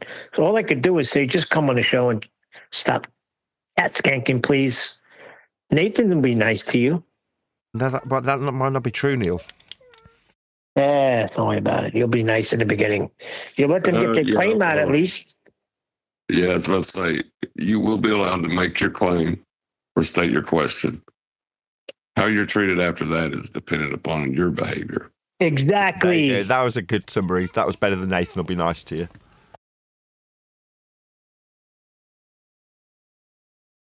I'm genuinely nice. Like yesterday, I was nice to Ed Bear until I had to repeat my question in response to his request 4 times. Then I lost my temper with him. Yeah, well, because he kept stuttering. And when you start stuttering, you're not being honest. Yeah, he was being disingenuous and not conceding to the fact that Earth is measured flat. Right, can you talk That's about yourselves? it. Talk amongst yourselves for 2 minutes. I've just got to do something. Yeah, Nathan asked a simple question. Those are linear measurements, right? Well, it's kind of sad because Earth is measured flat. The Bible says it over and over again. His line has gone out to all the earth. And Habakkuk says he stood and measured the earth. And anytime you're talking about measurements, you're dealing with a flat plane of reference. Am I right or am I wrong on that? You're spot on. You are correct on that. So what's the problem? Why isn't this eye-opening for everybody? The problem is the people have lost respect for the plane of reference because it is so obvious. Take for granted that which you see every day and is obvious. Yeah, they've taken what is factually unquestionable, and they have put it into an if statement. I'm saying ubiquitous might be the word you're looking for. It's everywhere. That would be a good word, Arthur. Yes, but they've taken that and they've lost respect for it, and now it's time to take back that respect to the plane of reference. Well, if you're involved in any sort of construction, you better not lose respect for that. Otherwise, whenever you're constructing, will not come out correct. You might not even be able to go forward. Yeah, you might topple over and then you're into lawsuits and insurance claims.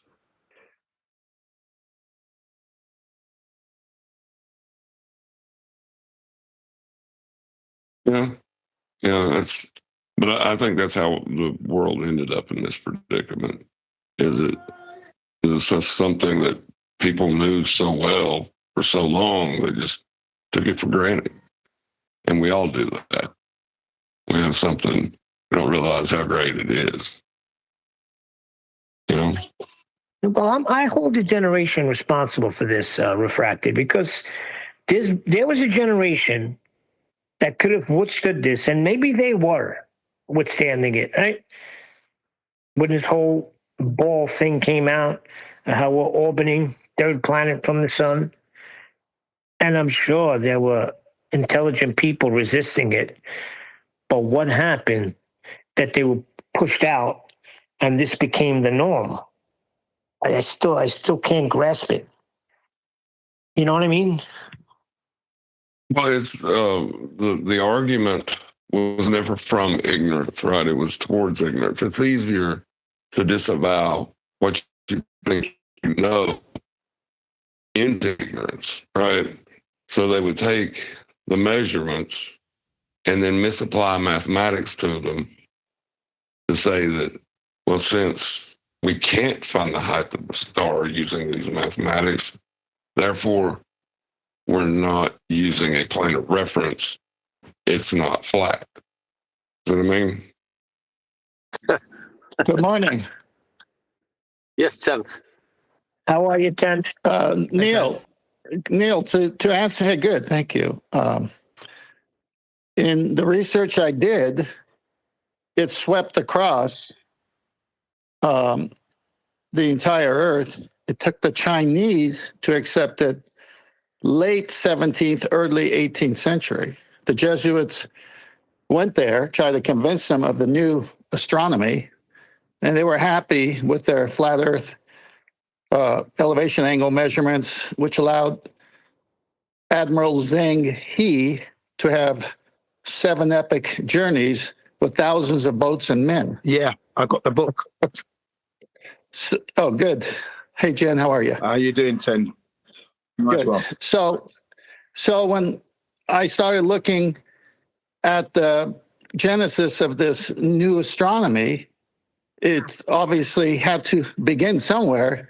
And as it was spreading, many people did fight against it. And there are books written by individuals, Protestant pastors wrote books saying, this is ridiculous. This is not what we are dealing with. And so they just got squashed with the tidal wave of momentum that this thing eventually gained. But yeah, there were people always fighting it. There are books you can get from the 14, 15, 16, all the way up to the 19th century of people saying there's no way the Earth is a globe. Water doesn't bend. They would use basic logic to fight it. But again, why did it take the Chinese so long to accept it? Well, because the old way was working fine. Yeah, that was the reason for the Great War, because they'd done these 7 epic journeys and realized that the world had nothing to offer them. So they decided to create the war to keep us lot out. Do you know that? That's what happened. Well, they actually kicked out Matteo, who was the Jesuit priest, out of the country because he got close to the emperor's wise men and was trying to convince them. And the wise men said, kick this guy out. So they kicked him out, but he came back again. And that's when it started a new beginning of eventually some of the wise men of the emperor started siding with this form of new astronomy.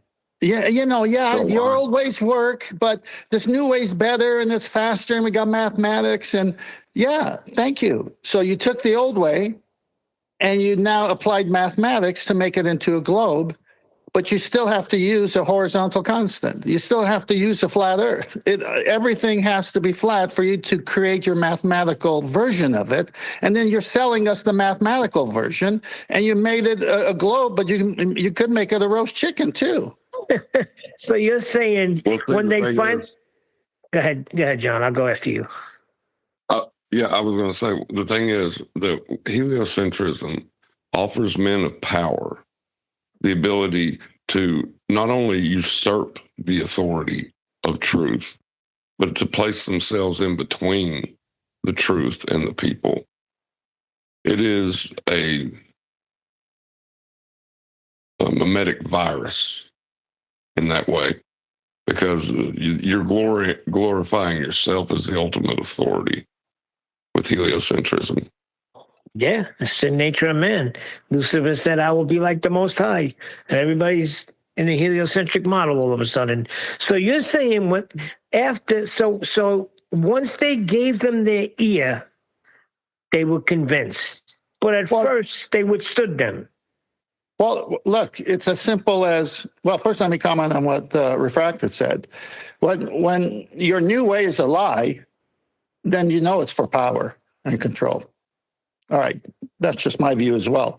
So metric measurements versus what the U.S. used to have. Now, I got caught in between. I went with the old, inches and feet. Now it's metric. Okay, now you got metric tools and the other version of tools. Yeah, imperial. You're talking about the imperial. I love the imperial measurements, but metric is easier to use. Yeah. Okay, except when you didn't grow up with it, then you have to learn it, much like heliocentrism. Yeah. You didn't, the Earth is flat, but now it's heliocentrism, i.e. metric. It still works, but guess what? You got to use a horizontal constant, as you say it. You got to use a flat elevation angle measurement, and the GP of the star and the zenith 90 position of the observer with the sextant, which is an angle measuring device, still must be a right angle triangle, and the zenith distance is parallel to the distance on the ground as well as the sky between where the star is and the observer is. So what's the guy's name, Matteo? So as soon as he left, they said, build a wall. This guy's nuts. He's telling us we're living on a ball. Build that wall. Sounds like a poem for one deck to write. Never wondered why they put it into the science class rather than the geography class. Why wouldn't you teach heliocentrism in geography? Well, because it would be really apparent when you're teaching people flat earth aspects of measurement of the surface in geography, when you say it's a ball, those two things are incongruent with one another. You can't have that contradiction. Whereas in science, you're hijacking the highest form of proof in terms of suggestions of an adherence to the scientific method. That is to say, because it has that underlying authoritarianism attached to the statements, you just accept it without having the overt contradiction to how Earth's actually measured in your face, which it would be if it was in the geography class. Well, when you I never thought say of that. That's a good point. That is a great point. when you say science in today's world, it means to the average person it's been vetted and tested and found to be true. Yep. But we know it's pseudoscience, not real science. And so the geography class would show that it would be pseudoscience, and it was not vetted and tested and true. Yeah. Yeah, they think it's the highest standard, don't they? Yeah. Geography class would have demonstrated flat. So how are you going to make it a ball? Well, Can't isn't put that that in there. isn't that the argument we have? Isn't that measurements? Yeah. Well, What did they they're call us having the when we first got argument. here? We're just stating facts. What did they call us? Did they call us geography deniers? No, they did not. You're onto something here, Nathan. I like it. Now, measurements are geography. It's like, okay, I'll use measurements. You can use the science word, but I'm going to test your science to see if it was the scientific method or pseudoscience. So we're not done with that word, but I'll let you start using it if you like. But let me ask you something. Is Earth measured flat first with planar geometry? Did you just say these are all science words? Hold on a second. I think we need to start calling them geography deniers because that's what they are. That's they brilliant. are. Yeah, let's start calling the heliocentrists geography deniers. Shout out to Unitox Femu, who says, how are we measuring height of the snow? I mean, if you're measuring height of snow, you're measuring it in inches or centimetres with respect to the plane of reference, because you're describing perpendicularity to vertical in height for snow. If you're talking about snow on the ground, right? I don't know what Unitox Femu is asking, but I'm assuming he's asking if you have 3 inches of snow, as we call it here in the UK. Oh, there's been 3 inches of snow. It means on the ground, but you're talking about height with respect to the horizontal, perpendicular to it. Thanks for the super chat. Hey, 10th. Yeah. I'm just going to read. This is just for a friend of mine who's getting a little bit mixed up. So, seeing as you've done a lot of the research on sextants and celestial navigation, I'm just going to read a little question out that is sent back to me. And if you could answer it as simply as you could, I would appreciate that. Is that okay? Yeah, that's fine. I'll try. So the person saying that I've made a claim about sextants establishing horizontal using the horizon. This person is saying he pointed out the horizon is below horizontal. So sextants can't be directly establishing horizontal using the horizon. So how does it establish horizontal using horizon that is below horizontal? Well, that's a stupid question, and he doesn't know his own verbiage from his own side. The sextant is using the horizon and the star. And when the mirrors are used properly, you bring with one of the mirrors the star or sun or moon, whatever you're shooting at the time of your elevation angle measurement, against the horizon. And you bring it down with the mirror, and you wag the sextant from side to side until you can best feel or see that it's 90 degrees with the horizon, so that you're actually getting the star's 90 position over the land or sea. Okay, that's the whole purpose, is to make sure that it's 90 with the horizon. Well, that's a perpendicular. Because if you weren't using the sextant method, you would be using the protractor with the plumb bob weight, because you're on land and you can allow that to be steady to establish your 90 degree zenith position, but at C, you need to establish the star's 90 degree position with the horizon. So that creates a perpendicular. Not only that, when you say if my eyeballs are at sea level, 0 degrees, do I need to account for anything like your version of dip correction? And their version is what he's talking about, which is not a correct version, because if you read their version, at sea level, there is no dip because you're at 0 degrees. So how could he say that question that the horizon is beyond something? It is 0 degrees. Pardon me, no, it's not tense. What he's talking about is the differential between eye level and where surface level appears to meet the sky. There is a slight depression angle that forms there between those parallel planes of reference. And as you increase in altitude, that depression angle will increase because you're raising above the plane. Yes, John, I know that argument. I've shared it myself. That wasn't the question I'm answering. And that would be another thing I would go to, is exactly what it is. It's the eye level above sea level, and that creates the depression angle. I've shared this many times on the show, but I'm not answering that question. That is the true thing that's happening. Read that letter again, one deck. 1 second. You made a claim about sextants establishing horizontal using the horizon. Stop. Okay. The horizon is establishing horizontal, not the sextant. Move on. I pointed out the horizon is below horizontal. Stop. That's their problem, because they're thinking there's that, as John explained, it's the differential between two parallel 180s. And they're saying it's coming around the curve and you got to lift it up or something. So he's got it all wrong. Carry on. So the sextant can't be directly establishing horizontal using the horizon. First of all, the sextant works on right angle triangles to get the elevation angle, and the baseline is not curving. It must be 180 degree straight angle.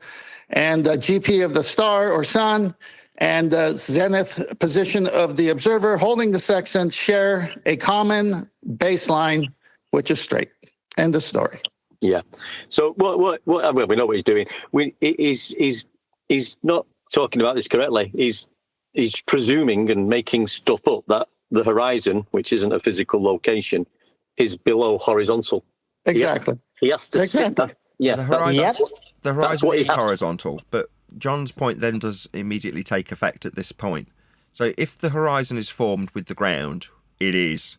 It's the apparent position where the ground meets the sky. Now, the sky doesn't actually meet the ground, hence it's apparent. But if you're looking at that point with your eyeballs are above the ground, forming that position. Therefore, there is a slight depression between your eyeball and the flat surface that forms the horizon in the distance. But then, as John also pointed out, in order just to describe that differential that they're appealing to, what do they need to describe the differential? Two parallel planes, one of which is the surface level. So it's idiotic to assert that this air of ambiguity can have an earth curve inserted into it, which is what has happened, let's be honest. But like all roads leading to a flat earth, in order to assert that this dip angle has something to do with earth curve, you'll need the dip angle to be from eye level to surface level. So there's two flat earth prerequisites in this. There's four. What's the third and fourth? Yeah, there's four. There's the bubble sextant at 30,000 feet, horizontal. There's the eye line, sensible horizon, the one Nathan just talking about. There is the flat earth itself, the one that causes the differential between the height of the eye and surface level, sea level. And then there's their imaginary equatorial plane. Those are four parallel lines. Yes. Wow. So, Well done. Gentleman, while you're here, a sextant measures an angle between two straight lines, neither of which are horizontal. What? Are you joking me? Did you say that one more time? He's saying that if you in a certain circumstance, if you were to actually use the horizon and you're at sea level, that's to say your eyes are on the waterline, he's saying, well, it's not forming a horizontal ever. Yes, it is. If you want to use it like a rubber ducky light preserver, this is a QE example. Did you see that slide in your picture right now with the guy's head at the equatorial plane? It's not actually this is an audio example, but yeah, it's the same thing. No, but that black and white illustration I sent you. See that one right there? Yeah. Okay, well, that's what is a true measurement, is your eyes are at surface level, sea level, and that's what dip is. Dip is get your eyes down there. So what's the difference? You're on a 30-foot ship, you're a 6-foot man, your eyes are approximately 36 feet above sea level. Make that correction, bring your eyes down to sea level, same as equatorial planes, the same as a bubble sextant, a flat horizon. Well, that's where I would defeat this argument right there. So the devil's in the detail, and the detail in this example is to suggest correctly that there's a differential between eye level, when measuring with a sextant, and surface level. Okay, so that means that you can suggest that there's not an acquisition of horizontal. There's 2 horizontal prerequisites for you to detail the differential between them, but you're going to say that there isn't one? Are you nuts? Furthermore, when you're actually employing this practically, you have to measure your height perpendicular to the plane of reference to get elevation to start the calculation for the differential between the sensible horizon and the surface level. You're screwed 6 ways from Sunday. There's no way you're going to get away from the horizontal prerequisite in this example. Right. And the horizon itself is where sea level or surface level appears to meet the sky. Yeah, levels, you can't get the horizontal and level separated. That's just not going to happen. You remember the World War Z movie that I get my name from? And there was a scene in the cargo plane going to, I believe, South Korea to try to figure out where this zombie outbreak occurred. And there's a dialogue between the smart young man who figures he's going to figure it out and the actor Brad Pitt. Do you remember that scene and what took place there? Anybody? I think Fill they us in took anyway. the smart guy. What's that? I think they killed the smart guy in that scene. But no, he killed himself. He had a gun and he tripped as he came out of the cargo plane once they landed, and he fell and he shot himself in the head. Okay, I remember now. So That's what they just did. wait, hang on. So anyway, the scene it goes. It's a great dialogue. He says something to the effect of, "This is the young guy who's going to try to figure out the zombie outbreak.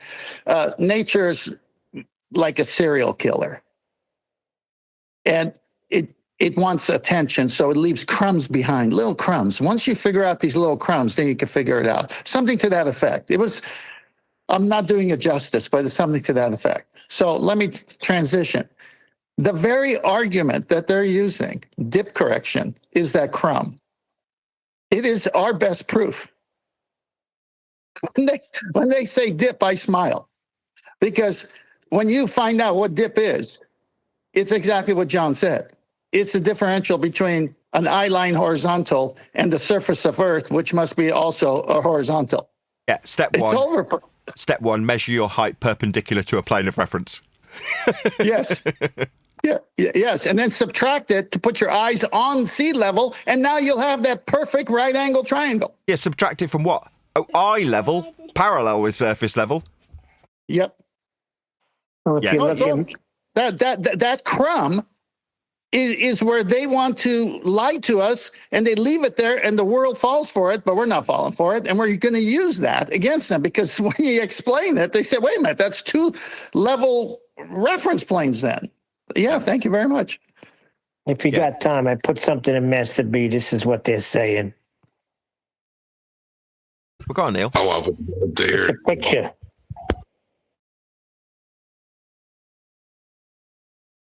Did you see a picture of a map? Is that what you're talking about, a map?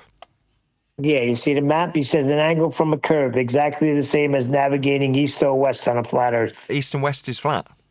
Didn't we cover this yesterday, Elder Bear? Is that why you were stuttering? The Elder Bear is, again, trying to do a little mind magic here, and he's not very good at it. You can get to a curve, but not from a curve. Yeah, get your ass back on here, Elder Bear, so I can shout at you again about north, south, east, and west being flat only, so I can hear you stuttering and stammering again. Right, and what he's doing is taking advantage of how north, south, east, and west is used on a map. Right. And how you measure north, south, east, and west in reality. And then in between those two, understandings, he's trying to insert that there is a possibility that, we don't know this, therefore it could be a ball, which is insane. It's not only that, they don't deal with the question in hand, like I explained before. When I asked somebody to provide evidence of Earth curvature, what methods used and what equipment's used, they told me that they've covered this in a video and demonstrated how distance can be measured over, a curved mound of Earth. That wasn't my question. They just divert to something else that you're not talking about or not answering the question directly. This is what they have to do. It's a contradiction. There's no angle from a curve. Then it's not an angle anymore. As I recall, the proper definitions, because there were more than one, of rise over run were shared with Elder Bear. Elder Bear refused to accept the proper definitions from many sources about rise over run. He kept arguing and arguing and arguing. You're dealing with a person who wants to waste your time on the show. Yesterday, I saw all these people, or it could have been the day before, back and forth with Elder Bear. I would stop. He's here for pain relief. Yeah, but I wanted to get that on a live show because it makes him look silly. No, it's silly to allow someone to come and disturb the show when they can't even accept a definition from their own side. Yep. This is true, Tent Man. This is true. Yeah, it doesn't make any sense to me how they can appeal to the authority that they have granted pseudosciences and things of that nature. But when you cite those same sources they have granted this authority to, they deny it. It makes you want to choke them. Geography deniers, all of them. It's because deep down inside, they want their globe. Yeah. Tim's right. And I said to you, lads, I have not done it for a while, and I found myself getting dragged into it after the show on Discord with Elder Bear for an hour, going back and forth. And I've found myself, I'm back at a position where I'm arguing about what bloody level is and horizontal. I'm past that. So one deck. You don't have to answer this question. I'll answer it for you. How old are you, one deck? Blah, blah, blah. How many hours in a day? 24. How much of it do you want to waste of your life on useless arguments? None. Yeah, because it's not arguments, it's just measurements. But we, every now and then, Penty, you almost broke me into it too, Elder Bear. It's like you want to stop them from spewing in nonsense, especially in chat, because new people are coming in, right? So you want to help them along. But you know what? I'm not going to do that no more. If people can't see the obvious, then I have nothing to do with it. The obvious was said at the beginning of the show. When Nathan's live, they disappear. But they're in chat skanking till 2 a.m. They are here for a different reason. They want to cloud all the discoveries, all the nuances that we're showing that show how they have to use a flat earth to create their mathematical globe. They don't like that truth coming out, so they got to be in chat spreading lies. And then when they do come on the show, they get embarrassed because all we have to do is say, define what you're saying. Okay, well, then you just proved the flat earth. No, I didn't. Rise over run isn't that. No, I didn't. And then it just goes on and on. You're just dealing with someone who will never change because they're in pain. Yeah, and I think the pain is... I've never worked for anyone who was talking about level and said, okay, well, what elevation are we so we can figure out the arc of level? That has never happened. It will never happen. It is the dumbest thing I've ever said in my life. If it does, I'm quitting, because when they ask, I get a measurement, they ask what the ARCA level is, I'm out. And we're being accused of attacking the man and not the argument that man. So let me just address this real quick. We're not attacking any man. There is no argument. We're telling you Earth is measured flat. Yeah, and it's back to the beginning of the show where I said that this is done out of a fear of introspection. If you're arguing about the curve of level, then you're not concerned with the skeletons in your own closet. With that, I'm going to say a huge, massive, enormous thank you to both Discord and G Plus panels for making today's live show possible. If you are watching this on either Nathan Oakley 1980 or Nathan Oakley Premiering streams, however, stay tuned, as there will be an after show to follow. And I must be faithful to it. So let me pray about that, and I'll get back to you in the private. Just brought a tear lot to of my private eye, prayers thank you. going on in this show. Don't know if I approve. Hey, Hold on. listen. You cut me off right before I had a great pun to send off your show. There is the Ark of Level. It's Noah's Ark, and it was on sea level. Terrible. I knew it. Now, hold on one second. When 10th Man does a Bible study, I'm telling you, it's outstanding. God uses him in a way, and I've been around a lot of men of God. God uses him in a way where he just turns that key to a scripture, and you see it like clearly. I loved it when he was doing it on that Sunday, and a few of us attended. So if God puts it on your heart and you do it again, I think there'll be a lot more people this time. Well, it's not the number of people. It's how you do it and who you do it for. I still never forget that, John. Anytime I read John, I go from chapter 14 and I can't stop reading, and I see everything that I never seen before. The Father, the Son, the Holy Spirit. Our God, the Christian God, is the only God of love, because he's the only God that knows love. These things, man, they stay in you. Scriptures are powerful. God gave it to us for a good reason. Yeah, so Elder Bear, he does not want to release the globe and let it go. So I'm not going to waste any more time on a guy. Elder Bear is akin to Mateo going to China and trying to convince them of heliocentrism and getting kicked out and coming back again. All right. So 10th Man just told us to build a wall. Yeah, but just going back to that, what it reminds me of is the other month when we did the Alan Watts video about people just not letting go, and the way he went through that, you can talk to him till the blue in the face. You can give all the evidence, but if I don't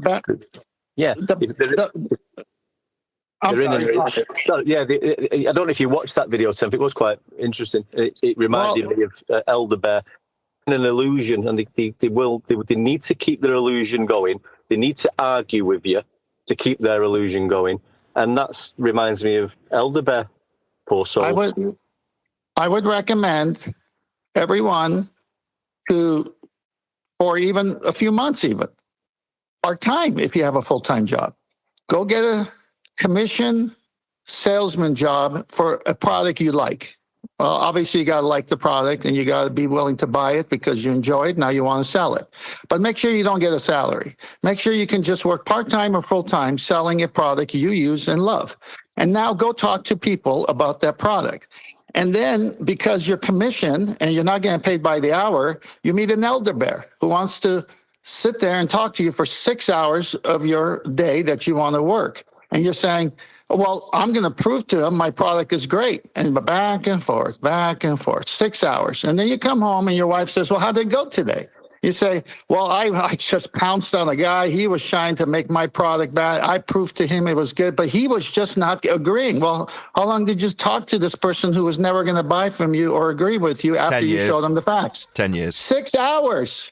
10 years, 6 hours. Why? Well, don't you know we have 3 kids and we have a mortgage and food and we have barely enough money to make it a week? Why don't you go sell it to people who want to buy your product? Why don't you have some preliminary questions to see if there's an interest? And if there is, then stay and talk and answer their concerns. But if they say they don't want it, why are you wanting to force it on them? Why are you trying to, honey, go get a job because you're not a good salesman. Here's what's happening, and we're not We're not going to global channels and trying to convince them. They're coming here. We got to defend our ground. But now I understand what you're saying. We're going to be like the Chinese, and we need to build an imaginary wall. No. That's not the point. The point is, if someone's coming to me while I'm busy trying to earn a living on commission only, and if they're coming to me during the times I'm trying to make money, I don't have time for them because I have to be offensive on what I need to do, which is make some sales. Yeah. Okay. So that's really the thing. So when Elder Bear or the Elder Bear types come to the show, they're welcome. Come, let's see your argument. Let's have a proper debate. But after you show how many citations for Rise Over Run and he still says no, stop talking to the guy. You're insane if you keep talking to this guy. Yeah, he owes me money. Hold on a minute. Now you just wait right there. That's Nathan's bread and butter, is destroying mentally handicapped people like a bear. Yeah, but here's the deal. There isn't only one. They'll keep coming, so just switch them. What's happening, Ted, it's a new server. So all of these people were kicked out of the other server. So they're allowed in here now, and they're all just going crazy. So they'll peter out. But what you have to do, I noticed, is you starve a troll and you feed someone that you see is searching for answers. Look, if they have eyes to see, ears to hear, then you have a good time, no matter who it is, no matter what the subject. Hey, can you give me the full citation of how to answer a fool, not according to his folly? Don't answer a fool according to his folly, or you're foolish. Answer a fool according to his folly. So the foolishness is, I got to read to get the second part. So basically, wise in his own eyes. Yeah, exactly. So that's a beautiful scripture you bring up from Proverbs there. And it's been a while since I read it, but that's very close to the proper interpretation. So when a fool asks you a question, answer it. But then when you find out he's a fool, just shame him and leave. Stop. It's so good. Well, I think it's about taking away their authority to ask the question to begin with. Yep. Well, that's the shaming. That's the shaming part, because you've already answered it, but then he's still wanting to be a fool, and then boom. So do you take it away so it doesn't look wise in his own eyes? Right. Like when they asked 10 years ago, when they asked us about how much curvature we should see at the Isle of Man, and we state how much, according to the Earth curve calculator, there should be, and how much is missing, right? We're letting them be wise in their own eyes. Yeah. Very good. But if that happened today, we would point out that the measurements are flat. What are you asking me? Yeah, that's kind of how the AI summary gives it. Answer not a fool according to his folly. Avoid engaging on their level using the same foolish language or logic. Doing so risks you becoming just as foolish as they are.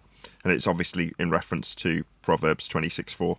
The wisdom is to answer a fool in a way that is simple and direct, to show him he is wrong, rather than getting drawn into a long foolish argument.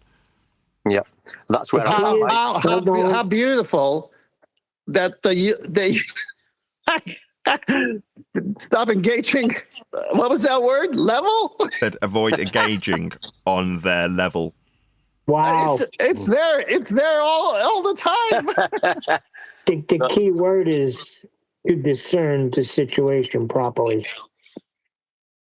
Like I said, starve a troll, feed somebody that's hungry. But that's what I was pointing out. That's now you've said it. That's what I realised myself. That's what I was being drawn into. I've not done it for a long time, and I thought, what am I doing? I realised that what you're talking about there. I was becoming a fool for a slight second. Well, when they can't agree on common definition that both sides agree on because it's in writing, and they want to represent a view of Earth that hijacks their own definition, you're done. I mean, you should be done. You can't get anywhere when someone changes the definition of words, because words mean things. Well, it says they should become like him. So if we're continuing to answer these fools according to their folly, that level is curved, we might become like them. That's it. I'm out of chat. No, that's taking it too far. You know, people laugh about it. Do you know how much ballers laughed about people who defended the azimuthal equidistant globe projection as the model of Earth? You know how much ballers laughed about that?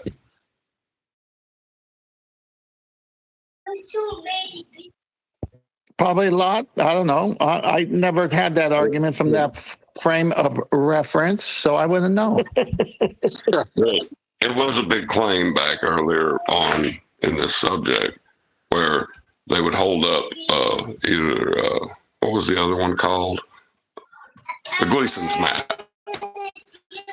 Right. They'd hold it up, or they'd hold up the other globe projection and say, oh, look at this. This is how the Earth really is.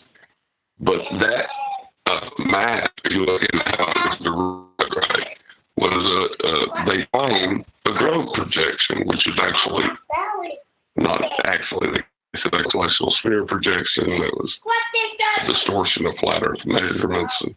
But that's a projection of a projection, right?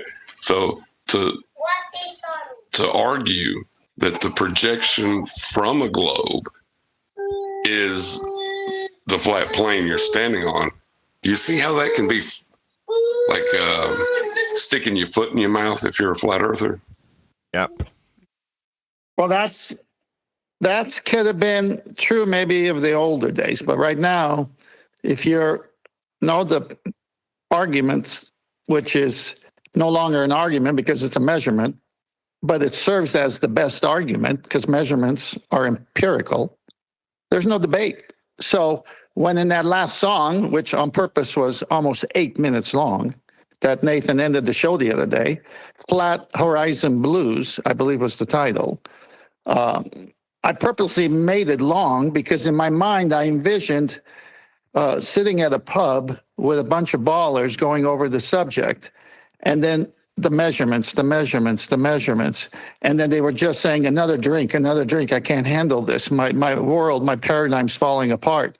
So they have Flat Horizon Blues because the knowledge and the detail of research that I had to do on the sextant, on the books, on the astronomical rectangle, on equatorial, all these things are so deep etched in me that no matter what somebody says in my daily life, the minute one of the words, it just sets off the whole thing in my mind to where instantly I have this words that come out of my mouth instantly, subconsciously, boom, boom, boom, and it's over. And then all of a sudden they say, give me another drink because I'm singing Flat Horizon Blues here. And so because when in that song, there's a verse, a section that says, if Earth were a square or another form.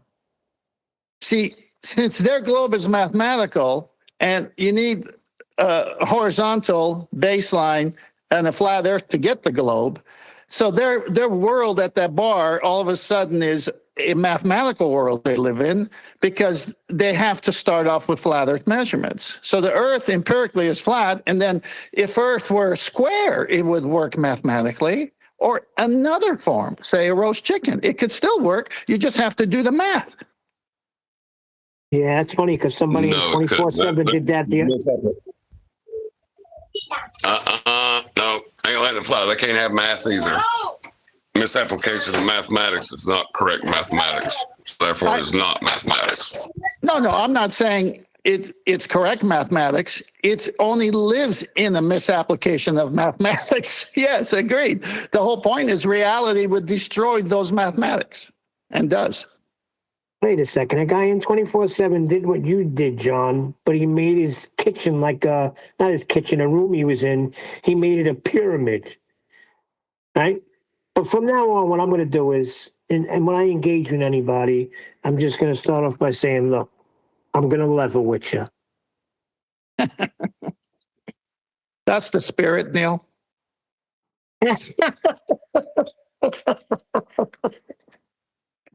Oh, boy, that's a good one, Ted. You can never outpun the pun king. Look, I practice with AI. I love practicing with AI. AI has all the internet, all the citations, all the good books, all the bad books. It's got it all. It even throws Danny Faulkner at me. It throws McToon at me. It throws. It actually goes and searches and says, "Here's what this guy said." And so it's like, okay, I don't have to deal with those people directly. I can just deal with AI as the argument moderator between the 2 points or two sides of my question. And so I just go on with AI over and over, and I break AI so bad. AI has to confess. But when AI confesses, instead of saying, I was wrong, meaning AI admitting AI was wrong, they'll say, okay, I need to word it better. So a more proper definition would be boom, boom, boom. And yes, you are right. It is a horizontal. It is 180 degree. It is the equatorial plane, is the fundamental reference frame. Yes, a tangent plane is only mathematical. There is no such thing. Yes, I get AI to do all these things, but you have to go with all the junk first. And then if you know your subject, then you say, well, what about this? Well, now you bring up an interesting point. Well, because of that, then I must, but he doesn't say it that way, then he corrects himself. And then you take that correction and over one long conversation, a nice thread between AI and 10th, at the end, AI says, yeah, you can mathematically make anything from a flat Earth angle measurement. It could be a globe, it could be a square, it could be anything, even a roast chicken. I told you, I did it. I told you this story before. I did it once, and I drove myself crazy. I think it was over Eratosthenes, and I was at it for hours. I won in the end, but in the end, I was like really threatening AI because he'd admitted he was wrong, and then I said, I want to take you to court and sue you, and on the details of your programmer because I don't agree with how you've been programmed. And I'm sat there thinking, are you going insane one day? Oh, taking it to court. Some people are using AI to think they're going to win a court case. Oh, it's so funny. Hey, one day I got a hernia. Don't say those jokes anymore. My gosh, that was funny. Well, he actually sent me the details of Meta and contact. I shame him. I talk to AI like he's a human being. I shame him. And I'll say, it's interesting how an AI could have human cognitive dissonance. Is that possible? Did you see that there was a court case that got hampered by AI? That was a Scientology case. So some of the witnesses to the Downey Masterson trial were citing or suing, the Church of Scientology. And the Church of Scientology lawyers used AI and it invented case law and presented it. So they presented it to the judge and got a severe telling off for it and had to concede a chunk of their case because AI had just made up case law. And there's a guy I carry with that explained how this happens. So he was explaining that when you ask AI a question, it'll, spins up a bit of the server and scrapes a bit of data and gives you an answer. But if it's not the answer you want, you can get it to, as he put it, work harder. It's like a term that you give to the AI to get it to boot up more servers. Now, in one particular instance, he's trying to find a particular salesman who's doing something wrong with clients, and they can't figure out which salesman it is. So they ask AI. AI doesn't really come up with an answer, so they ask it to work harder, and it comes up with a name of this Chinese dude that's doing these things wrong. So when they go after this guy, they quickly discover that the guy doesn't exist. AI's just invented him. Because it wants to satisfy them, it wants to give them an answer, and they're asking for a person. So it gives them one. It just invents it like the Scientology AI lawyers' use of AI, I should say, invented case law. It's like, what? What, Tim Robbins in Shawshank Redemption? Just create somebody out of thin air? Wow. It's interesting. It was a Chinese guy. Was his first name who?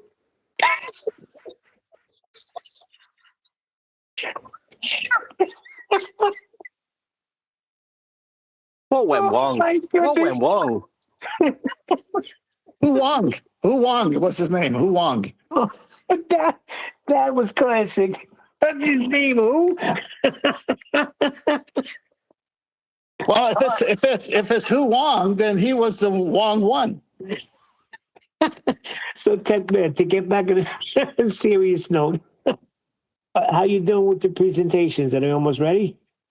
Oh, it's there. Yeah. No, not that one. I haven't. No, that big one is like so detailed. I may just save that for another day. I have another one that is done. So I'll confirm with Nathan. It's going to take a whole show, and Nathan's going to have to be patient.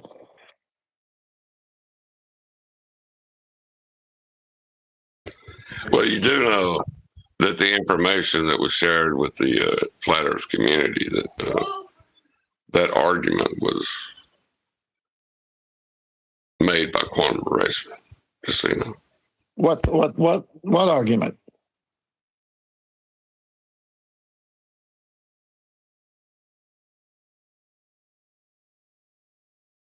The housekeeping question formulated argument. I'm not following. I don't know the context of what you're saying. Oh, we was having a discussion one day, and QE tried to take possession of the information being released on the topic of celestial navigation. Like he was trying to just, I guess, steal value from you. Oh, sorry.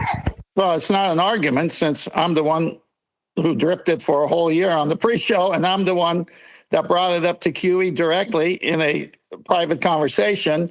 And he told me to hold off for 6 months because he wanted the Black Swan argument to take the lead. And then I could come in with my findings on celestial navigation. And then somewhere along the line, he said it was his. So my story's never changed. Yeah, he said that the celestial navigation and the Black Swan are tied together at the lips the same way. No, they're only tied together because when I called him directly to get a better definition of the Black Swan argument, because I had seen Taboo Conspiracy put a chart up that talked about the oil barges and platforms over there, and that it would create a 265,000 mile radius of Earth if these numbers were true based on the old argument way of looking at it. And I even sent that to Adam, and Adam did the math to confirm Taboo's numbers. And then to credit Quantum Eraser, he did come up with the Black Swan name and the modus tollens. That's what he did. But I wanted to understand what he meant by that. And so he told me what he meant, and I finally got it on like the third time I talked to him. I said, great. I go, well, then this would definitely aid in how the sextant works with the horizon, because it just plows through whatever we can't see, because it's a shared baseline. And that's when he said, save that argument for later, because I want this one. I'm going to be launching it now. I said, fine. I still got to do more research on it. But yeah, these two fit together. But it was mine, not his. I don't know. I don't really see the connection other than using the horizon as calibration for horizontal. No, what I was referencing there is your eyes are limited in how far you can see. Your eyes can't see forever. And as we've seen many times, especially that one time where the guy goes, "This is a cow," right? So the whole point is mountains look smaller at a distance. As you get closer, they look bigger. Okay, well, if you're doing celestial navigation and the sun's GP is so far away, thousands of miles, your view of that distance is perspective, and it's going to shrink, and you're not going to see 1,000 miles. You can't see that far. So the point is the baseline goes that far. And it must be straight. And that's why it's sea level, sea surface. That was the line on all their drawings that everybody missed until that one show. I said, see that line on top that matches the equatorial plane? The fundamental reference plane is the equator. And then everyone said, oh my gosh, it's been there all that time. Sea surface, level surface.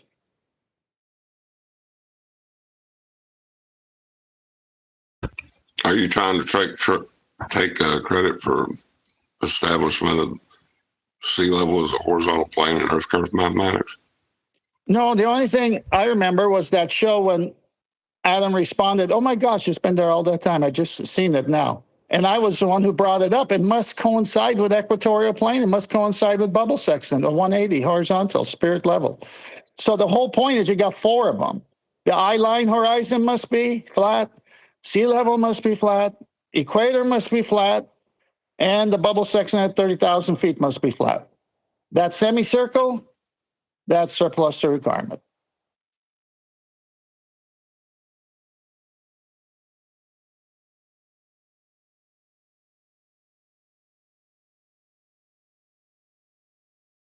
Got some nice flight cases. I'm Sorry, go ahead. No, go ahead. I was We'll going to talk say, about it later in private. as the time rolls on, I'm writing more and more anecdotal stories to go in the book. It's reaching a point where I can't flog these microphones anymore, so I will have to reach a point where I sort of discontinue that activity. Just like during the live show, I was fielding questions from people who wanted to buy microphones, asking about their packaging and things. So I'm running away from the show to do that. And I've said it before and meant it in sincere terms. There aren't enough hours in the day to do all this stuff. So I've bought a load of flight cases so that when it does come to the time that I need to actually put all this stuff away and then keep it as like saleable on a rainy day, I've got some flight cases to do that, and they've just arrived, these big massive boxes that I can put all these microphones into. Anyway. Hey, Nathan, why don't you just save a portion of your show to sit there and flog the microphones themselves, you know, like the... Yeah, you go to my short section and you'll see just that.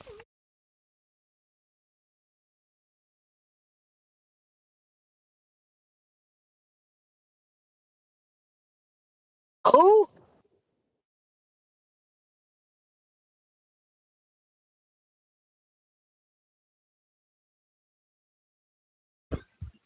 I am afraid my phone just messed up.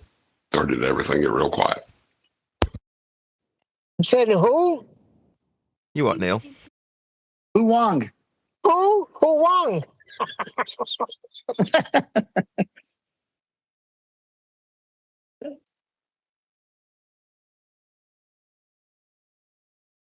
When that AI named that Chinese guy and the authorities went to arrest him, he said, you got the Wong guy.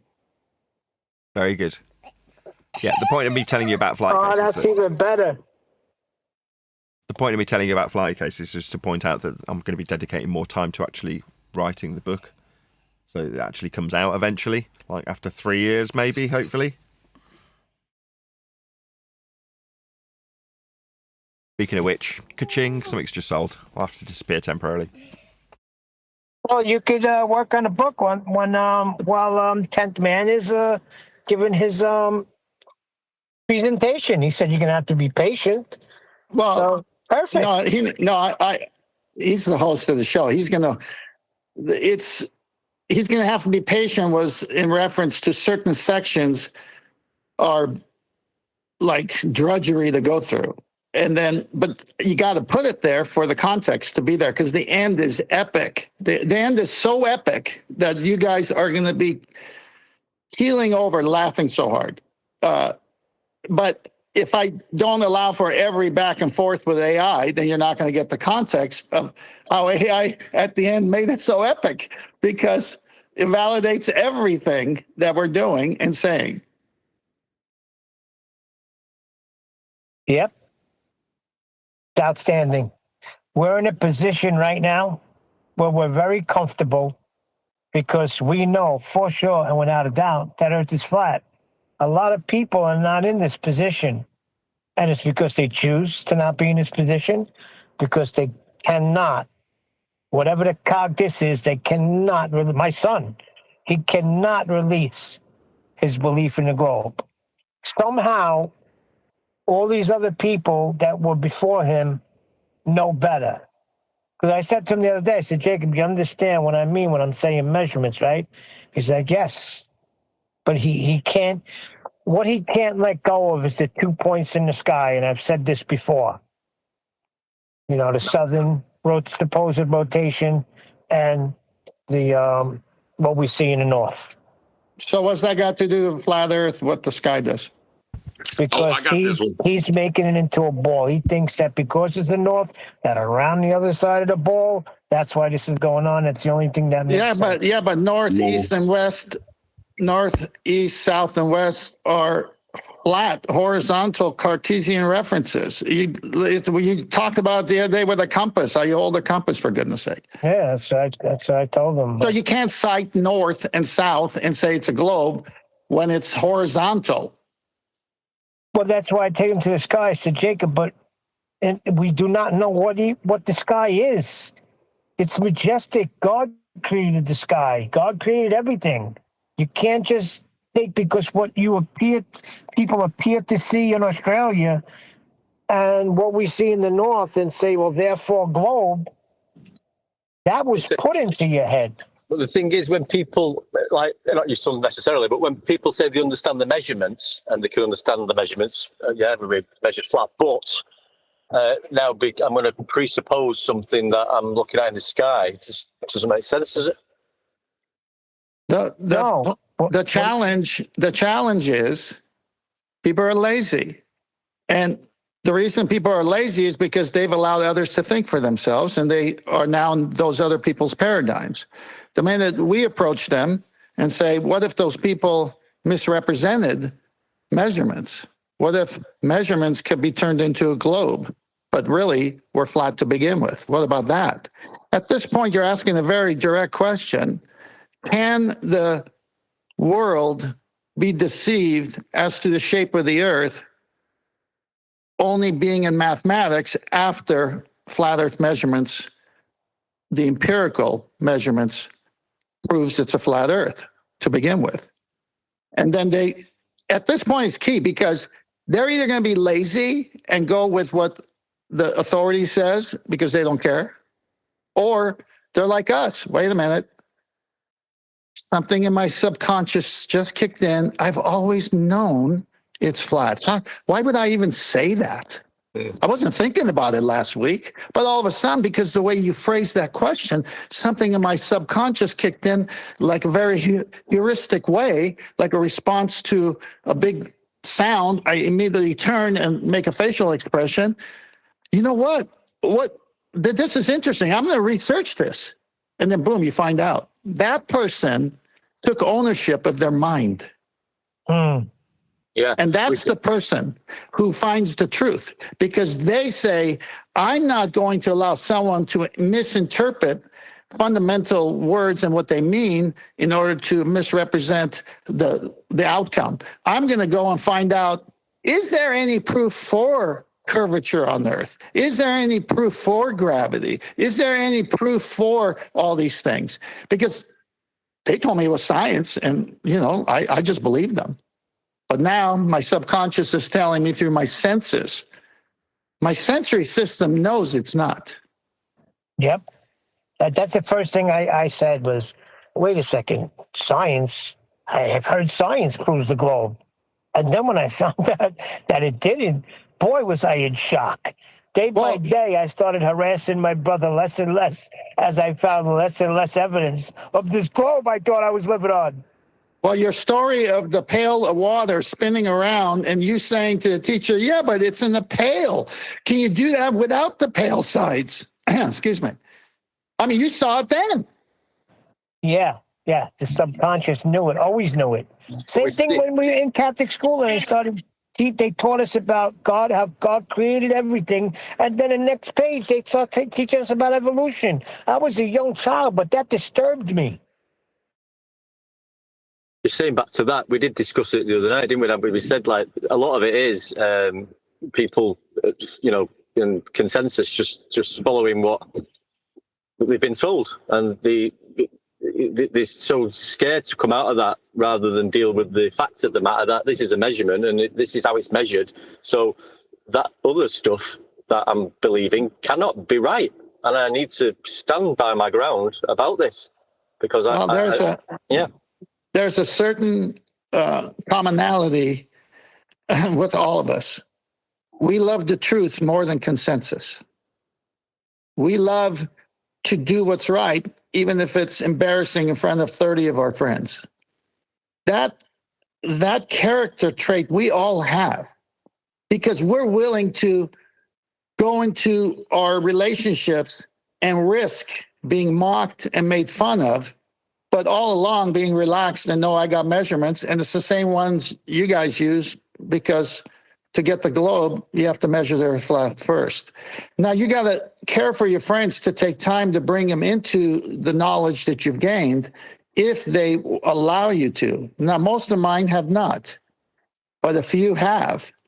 And those few are like solid. But in comparison, most of them think I'm crazy because they don't want to look weird in the world by standing for truth, because they're more concerned about their image. And they, if you got great self-esteem, you don't care. Yeah, very true. I'll tell you what. We're being accused of not measuring anything. Sorry. I'll say, what I have a lot of success with at work, directly to deal with measurement. When we do measurements, say we're surveying out an area to build on, right? We need to level it out and get it nice and flat, right? Means having no part higher or lower than the other with respect to the plane of reference. So, we establish a plane of reference, we get it nice and flat, okay? I'll be working with these guys and say, so how much of an arc is that? Or how much that curve, you got that curve in the right amount? And they look at me like I'm retarded. Yeah, well, you are at that point. Yeah, right. Until I remind them that they're supposed to be living on a globe, and that has to be a curve, right? And then I accuse them of being flat earthers after they made fun of me for asking about how much it curves. And it confuses them. Absolutely confuses them. They're just local flat earthers. Well, let's answer a question just out of curiosity. What have you measured, One Deck? Sorry, mate? What have you measured? Or anybody? Tell me what you have measured to make these bold claims that we measure Earth flat. I measured my living room carpet.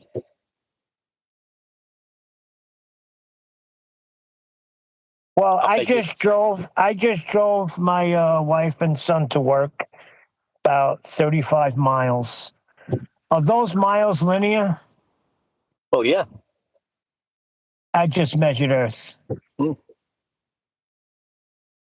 Good stuff, mate. Has anybody taken a flight from state to state or country to country? Yes. It leveled off at some point, correct? You're not measuring it, though. You might be able to say the pilot is. Doesn't matter. You're not at pretty good instruments. Doesn't matter. I don't have to measure it to be on something that is measuring it. I don't have to have my tape measure out. I could be walking with my boss and he could be dropping his tape measure. I'm still with him, and it's still a measurement. Well, yeah, in that case, I can see. Because we're being accused that we haven't done anything. You know, the old, well, you don't, that's too complicated, Neil. I wouldn't even do that. I'd say, what reference plane am I doing this measurement against? What's the reference plane? Oh, turning on them. I got and then there's this idea that we need to do something. No, exactly. We just need to be literate, and that's it. Like I don't need to do anything to like. What is this idea that what have you done? Okay, so then the Earth's not flat. Then that's retarded. I got you, Elijah. You just stirred me on for something. Here, you're right. I know Earth is measured flat. Why are you asking me? If you don't know yet, then you go measure it. You're right. I'm not going to do anything. Well, I'm calm and comfortable. You don't sound calm and comfortable. You sound excited. Anyway. My Italianism. Italianism. All these isms. Hey, Eli, how you doing? Good morning. Good morning. You got to have context to everything. So if someone's asking me that, I say, well, we got to have context to everything. So what's the reference plane that you want this measurement from? No, notice the words reference. Well, that means something. Plane. Well, that definitely means something. So what's my measurement referencing? What plane am I referencing? You never see reference curve. Or you never see a curve. Whatever. The whole point is you ask a direct question to put contextually his question or her question to you. In what context are you asking that? Or sometimes I just say, give me your globe measurements. How about that? Well, this is where we know you can get a measurement to a curve, but not an elevation angle from a curve baseline. So you see, you have to differentiate, and that's when they twist the words, because they're not even thinking when they just parrot words that the anti-flat earthers have put in their head. They're not even thinking. Yeah, to a curve is different than from a curve. So can you get an elevation angle from a curve? Well, no matter how far you search and what language you search, the answer is never. Yeah, because then it's not an angle anymore. Angle is two straight lines. No, it's the reference plane. Don't miss the whole context of why I said that. It's to bring attention to the reference plane. Yeah, well, you can only measure from a flat reference plane. Well, thank you. So that's what we do. What do you mean about angles? No, elevation angle to something in the sky against that reference plane. How could you measure anything without a reference? You can't. That's what I just said. So it's crazy because maybe, like, before again, it's a prerequisite. Like before you even get to a measurement, as it relates to traveling across the earth, we're gonna go ahead and treat that mug as flat first. Like that's what's going on. Like you'd have to when you level off at 30,000 feet, you're referencing it off a flat plane. The altimeter is reading air pressure. That's how we get our measurement of 30,000 feet. But it comes off a flat plane of reference. Right, because you need a reference must be a constant and something you experience. Correct. We don't experience curve anywhere. Right. Curvature is neither a constant nor something we experience. Which goes back to my point. Every observation any human being has made from cradle to grave, if you can remember from cradle, has been off a flat plane of reference. So I hate when they say on a globe, this is what you should see. How do you know? You've never witnessed anything other than flat. They've been spending time with Mateo. I'm going to build a wall with who? Verbiage to Like anybody asks me anything, why are you a flat earther? Why this? What? Well, it's reference flat. Earth is referenced flat. Like there's no way around that. Then somebody can go locally, and I'll go no. Even with flight, like landing, takeoff, the whole way, it's referencing the Earth is flat. The locally is a mathematical necessity because you're living in a mathematical globe. So locally is used for that spot on that globe that seems to be flat, and that's what their horizon is. So locally is a mathematical construct.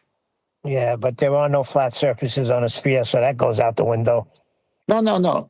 Don't Yeah, miss the this. idea of a tangent plane is impossible. It's oxymoron. Yeah, it's not the plane of reference or the reference plane is horizontal in nature. As John said, no part higher or lower, right? It's just horizontal, 0 degrees, or a straight angle would be 180 degrees. Same thing. So the bubble sextant in an airplane, the navigator says to the pilot, get us to level flight. I'll go in the bubble, that plexiglass bubble on top of the plane and shoot some stars. And he aligns the bubble and the sextant, and hopefully the pilot is level flight as well, because that's what he has to do. And then he shoots a bunch of shots, and then they take the average of those. And so, but it's based on the horizontal reference plane. Same thing as the equatorial plane, which is not real. It's fictitious because no one's at the center of the earth, but they got to create it there because they're measuring from the center of the earth, which they had mathematically made into a globe. So that's why you see that semicircle with a tangent plane on it. But really, the measurement is the flat earth itself, and the semicircle is the arc view of the protractor.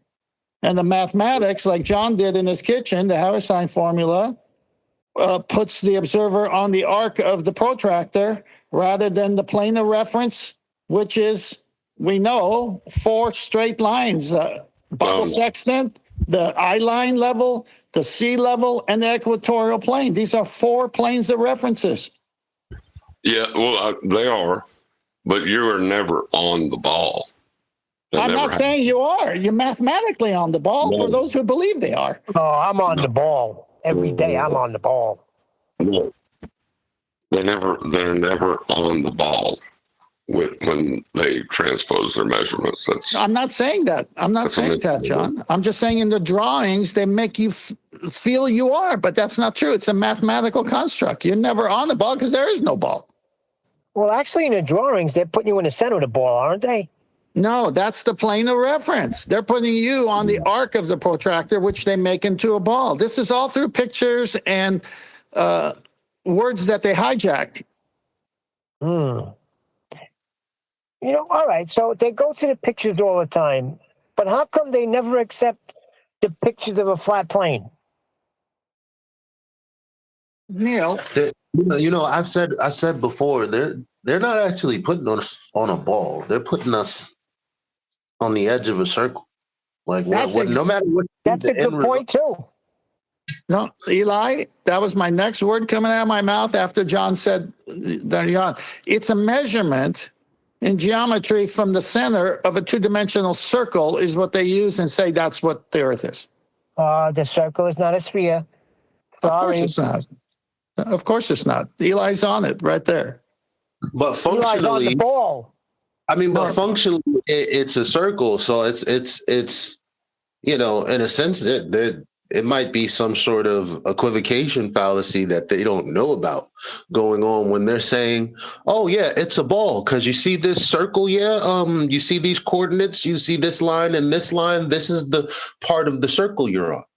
The problem is because they don't really want to know, it leads to circular reasoning. That's a good one. Hey, wait a second. There's 18 people in Discord. What are you guys, sleeping?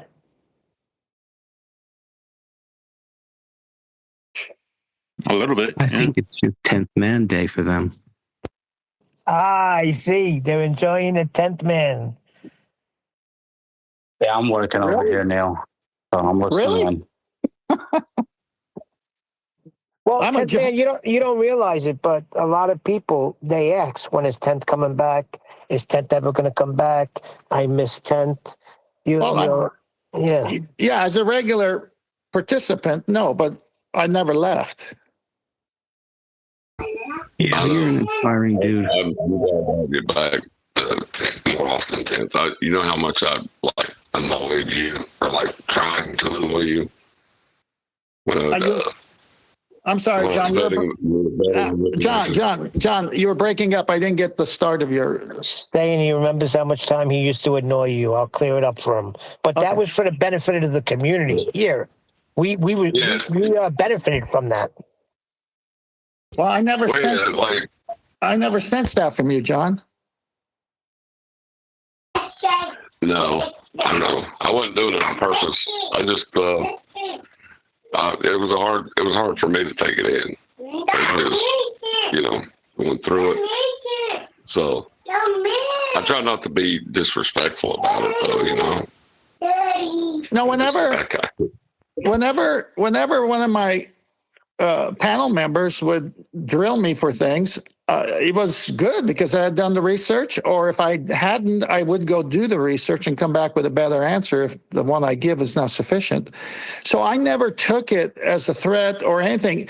For me to be a researcher on the subject was such a joy. That's why I spent the thousands of dollars and bought the books and instruments, because my children know about this, and my grandchildren will know about this, and I'm going to leave it to them as this is what your grandfather did.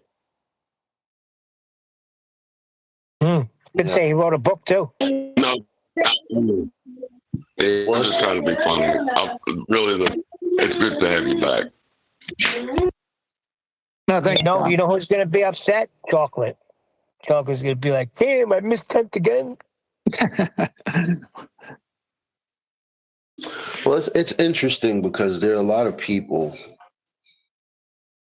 who I can't divine, the hearts or the intent of anyone, but at least on the surface, most people want to be reasonable and good human beings. And a part of being a good human being is accepting things that are true. People just think that certain things are knowledge that aren't. So when we tell them it's not a globe and they're arguing with us, actually, when you realize that just through words,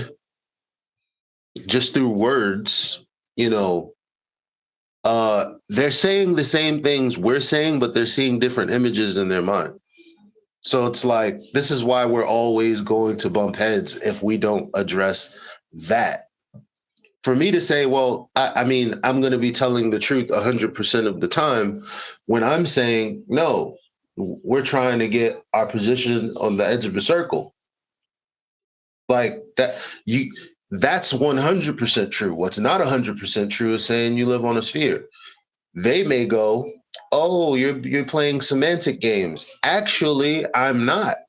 Being honest, I'm exposing the fact that you're playing word games with yourself, because it's 100% true that you are at the edge of a circle, because that's what you've created as a construct. That's what we've created to get our positioning and figure out where we're trying to go. Yeah, no, well said. Is not true. No, but if they're not, one thing I want to say to Neil, when he commented on what Chocolate might say, I would say that was sweet of Chocolate to have those feelings. I want to get that pun in there. Anyway, yeah, you're right, but they're not interested in the research. See, as researchers on the subject, we can take them to credible citations that even their side admits to as the plane of reference. Then we're asking them to do something very difficult, to think. to be logical, to assess what it's been presented as when the base citations say it's a flat Earth. How do you get from flat Earth empirical angle measurements, elevation angle measurements, to a globe? What happened? How did they do that? Oh, that's done through mathematics. Did you know once you go into the world of mathematics, you could turn something into something else? But the base plane of reference always was a flat Earth. That's why John went on McToon's show that time. Who's the other guy, John, that was with you? The Ruhif, yeah. So I remember John saying, I will do this based on this. So John set the rules. They somehow switched it, and they were saying, okay, we're going to give coordinates. John, you do yours, and Ruhif will do his. So John said, I'll give you every argument, but at the end of the day, I just need to say this. You have to start with a flat Earth to get your mathematical coordinates to match a globe, et cetera, et cetera. So as the days to the debate were coming up, I was texting McToon on his chat or channel, whatever you want to reference it as, because he was misrepresenting what John wanted to do, because he kept saying, we're going to get John to do it, and we'll see if Ruhif can put us in the right place with longitude, latitude, or if John could do it by using a flat Earth. Well, that was John never set up the argument to do anything. He says, in fact, John in the show said, that was admirable. You did, that's wonderful, except you have to use a flat Earth. And they went berserk. And I was in chat while the show was going on, what they were dogpiling and interrupting and being rude and crude to John, telling off McToon. I said, I told you already before, you switched the whole thing to make, you didn't agree to John's terms. John conceded everything.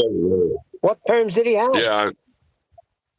Yeah, they said that the challenge they issued me was to do X. And I was like, what? Well, I never accepted a challenge from you, did I?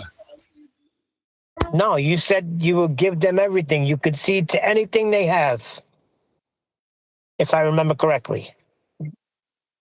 Yeah, they flipped it, John. They flipped it because you had them.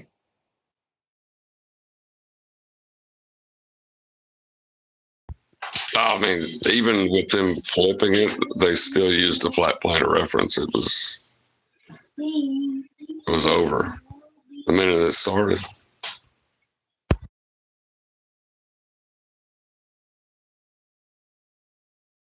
Yeah, that's always going to be the case. So I said, we have the upper hand. We're relaxed. We've proven we got our silver bullet. For years, we've debunked the globe. Now we're just proving how Earth is flat through measurements. Simple.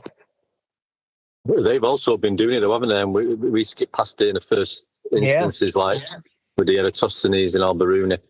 That was their Earth curve evidence describing how it's measured flat. They were doing it before us, right? Yeah, man. It is a good position to be in when your opponent brings your evidence for you. You know what I mean? Yeah. That is probably the best position you could be in if you're going to call it a debate. The idea that your opponent has to concede his argument to make his argument, you're not going to find a better position to be in. Yeah. The only three things to prove Earth's measured flat is Eratosthenes' example, Al-Biruni, and the curve calculator, which apparently are all globe proofs. There's three strong flat Earth proofs. Our opponents find themselves in the awkward position where they have to be careful about every single word they say in discussion about their belief in a ball Earth. Because if they're not careful, and they absolutely won't be, they'll be using flat Earth measurements to do so. Yeah, I don't care how careful they are. They're still going to use flat Earth measurements to do so. Anything they do, they're going to use a flat plane of reference. We've established that. They can't be any more careful. No, that's not what Nathan is alluding to. Because we're not interested in lengthening the so-called debate on this subject, since it's no longer a debate, it's a measurement now, and you can't argue measurements. It's not an argument anymore. So this show and the people who learn from this show, from everyone's contributions, put an end to the argument right away. And that's too quick of a death. That's just too nice. You can't do that. You can't just kill it at the spot. Don't we have 3 hours of back and forth anymore? I mean, that was watching Nathan get mad and this person do that and that person that, and laughing so hard when it was the accelerating coffee cup and all this crap, right? So it's like, no, we just put an end to it right away. Now, what Nathan is alluding to, because we put an end right away, and the ballers know all the citations are their own about a flat reference plane, they got to be careful. Yeah, I'm saying no matter how careful they are, they got to use it. They can't get around it. No, notice the real pressure they feel. If I go and answer Nathan's question with a citation he just used from my book that I've been using, people are going to understand that I know what Nathan is saying, and I can't give Nathan that when I talk to him. Maybe that's why they started like Elder Bear yesterday. Yeah, that's why they never, when they put on the spot to bring forth any Earth curve measurements of who did it and when and what equipment was used, they can never answer that question. If they do attempt to answer the question, it will be, and we will point out you're using elevation angles, sea level, altitude, distances, north, south, east, west, which is all horizontal, linear, flat Earth elevation angle measurements for flat Earth. So whatever they do, they're in between a rock and a flat place, I'm afraid. The exact picture I was painting in your mind, Elder Bear did when Nathan read Rise Over Run. Now, that's the same thing. There's citations for it, what it is, what the run is, horizontal. It's all there. Nathan read it. Elder Bear is saying, I'm an expert on it, and disagrees with his own book's description of it, live for everyone to hear, the cognitive dissonance. Yeah, but in the end, Sam, he admitted it. He said, how many thousand miles then? He admitted it in the end. Yeah, I responded. So you understand that those thousands of miles you're asking how many of are flat? And he said yes. Okay, well, but you see, you had to go through all that, and then that wasn't enough for him as his pivotal argument to prove his globe. Now he says they're all flat. Why doesn't he change his tune? He's back again and then again because he's not interested in the truth. No. It's more akin to what One Deck was pointing out in the early part of the show, when it's like Alan Watts describes, where to validate their existence in the position that they're in, they must have the argument. Therefore, having the argument is the purpose of having the argument. Right. And I said they're here because of their pain, and they need to keep arguing and arguing because it defines their existence. Yeah. And that's what I was saying. I fell into the trap. I fell into the trap yesterday. I've not done it for a long time. I got myself dragged into arguing about level and horizontal with Elder Bear, and I'm thinking, what am I doing? Why am I doing this? I don't need to do this. Well, that's why I said what I said earlier. Like when I run into someone I'll never get in. If I run into someone who's resistant to the conversation, when maybe initially they showed interest, because this subject, Earth being measured flat, doesn't define who I am, I just walk away. It don't matter to me. I don't care. Yeah, well, the thing is, as we're talking, there's always these narratives that are running in the background, right? Or maybe they're in the foreground. This idea that we want to shut the conversation down. Have you asked yourself lately what the conversation is supposed to evolve into? When someone acknowledges what's being said or what's being shown to them. Keywords, acknowledge. Because what we do sometimes is have a 3-hour conversation with someone that oftentimes turns into an argument about giving them one bit of information. Earth's measured flat. That's what we're arguing, to give them one bit of information. And the problem is, what conversation are we supposed to be having? Are we shutting the conversation down when it should be, yeah, Earth is referenced as flat, it's measured as flat. Oh, snap. I can see how that's the case. Therefore, shouldn't we be asking, like, I don't know, somebody at university? That's a damn good question. You shouldn't be asking me what's underneath the Earth, because that's dumb. What we do know, you and I sitting here together, is Earth is referenced and measured flat. So what should we be talking about? Well, I think that's why the recent videos we've covered is great, because we've got like surveyors, pilots, people doing trig. What else have we had? We've had a few like that. Just normies, we'll call them, pointing out how Earth is measured flat.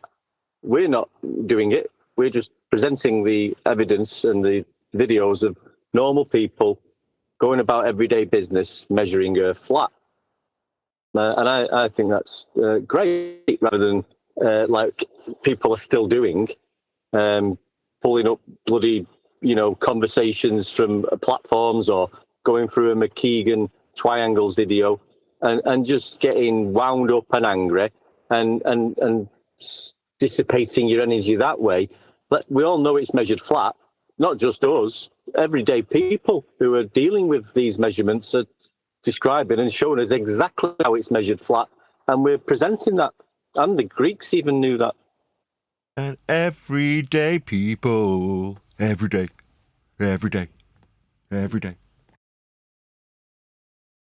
Eli, that's a good point. And we do that, hopefully, each of us on our own personal conversations with people we have. But the minute you do that, their response is key. Because if you're saying, I could show you that all measurements reference a flat Earth, and that the globe that you believe you're on is a mathematical derivation using a flat Earth to begin with. Just that sentence, clearly stated, just like that. Would you be interested? I think that's too much. I think that's a bit presumptuous. It's like saying, I can show you how your faith in insert religion's name here is wrong.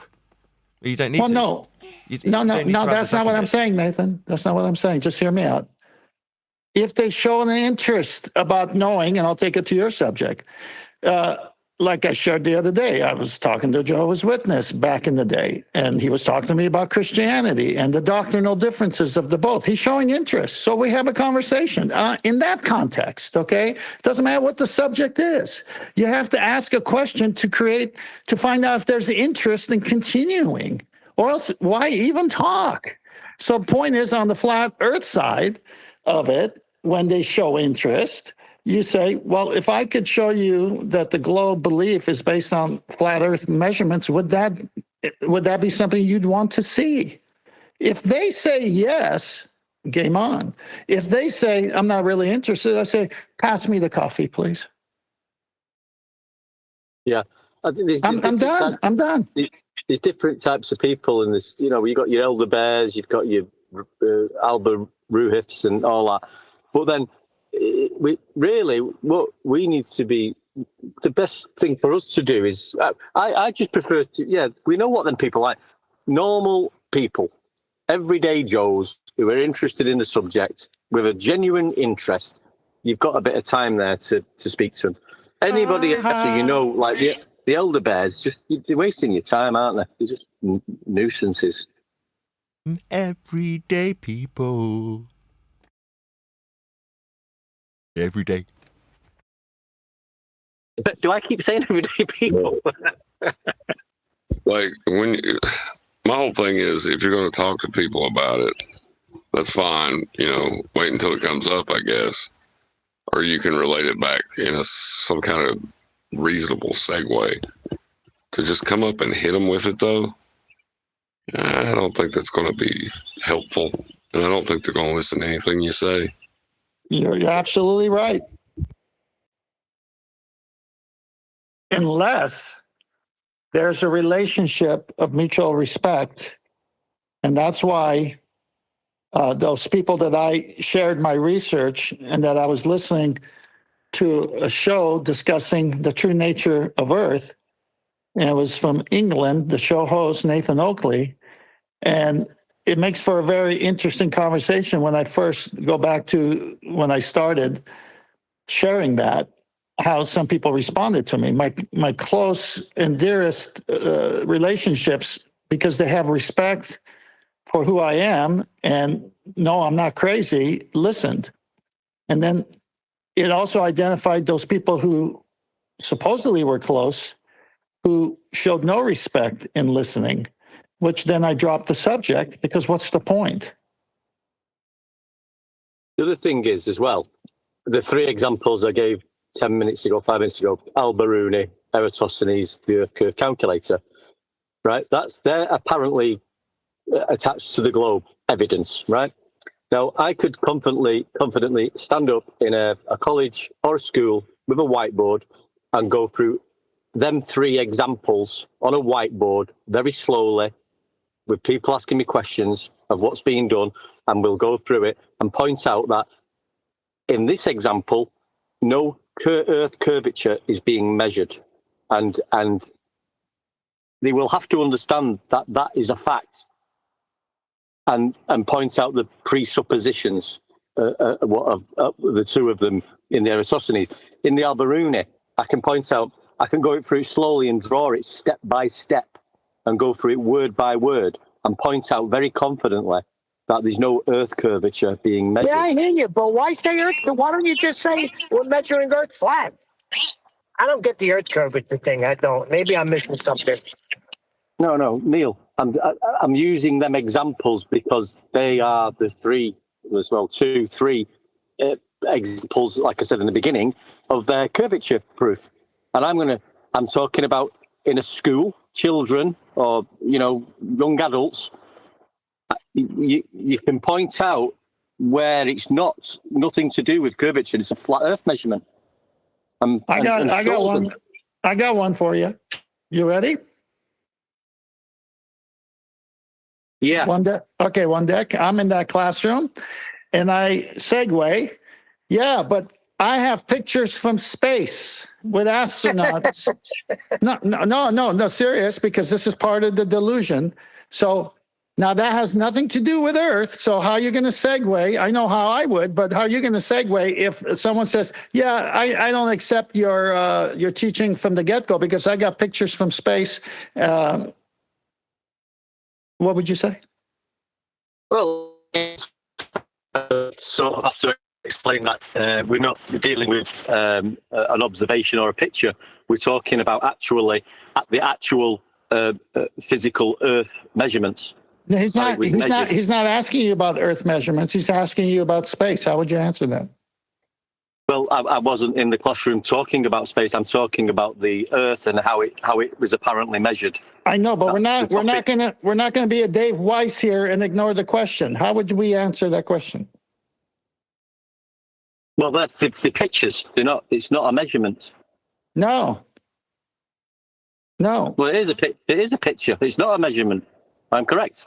No. How would you answer? It's not about measurements. Forget flat Earth. We're talking about. No, it is about. It is about measurements. No, it isn't. It's about a pic. No, you're not listening.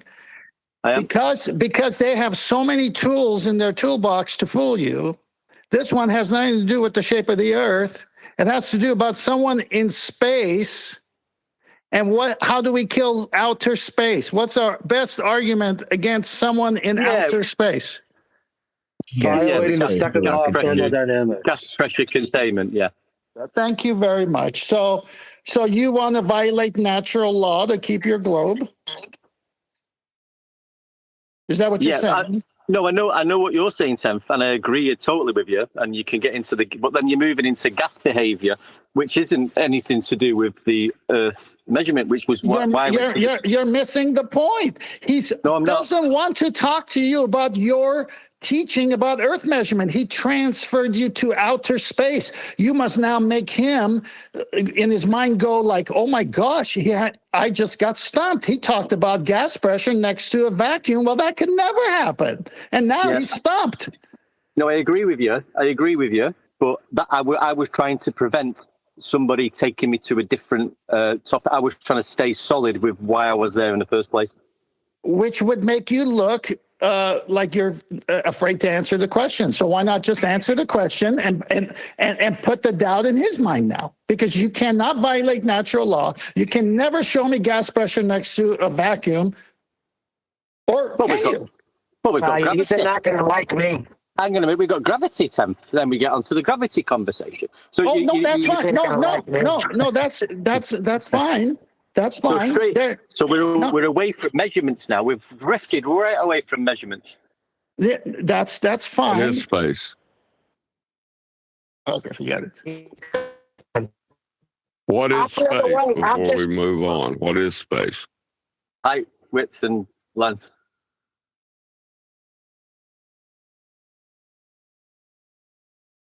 So not curved.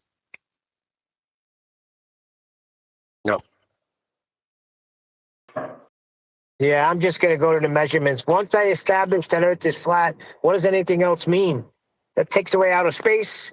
That takes away planets. That takes away solar systems. That takes away gravity. Everything else is in the garbage. Once you establish that Earth is measured flat, I don't care who it is. Well, that's where I would go. That's where I would go. I would show that they have to invent all these things because if the measurements hold true, which they do, they can't have these things.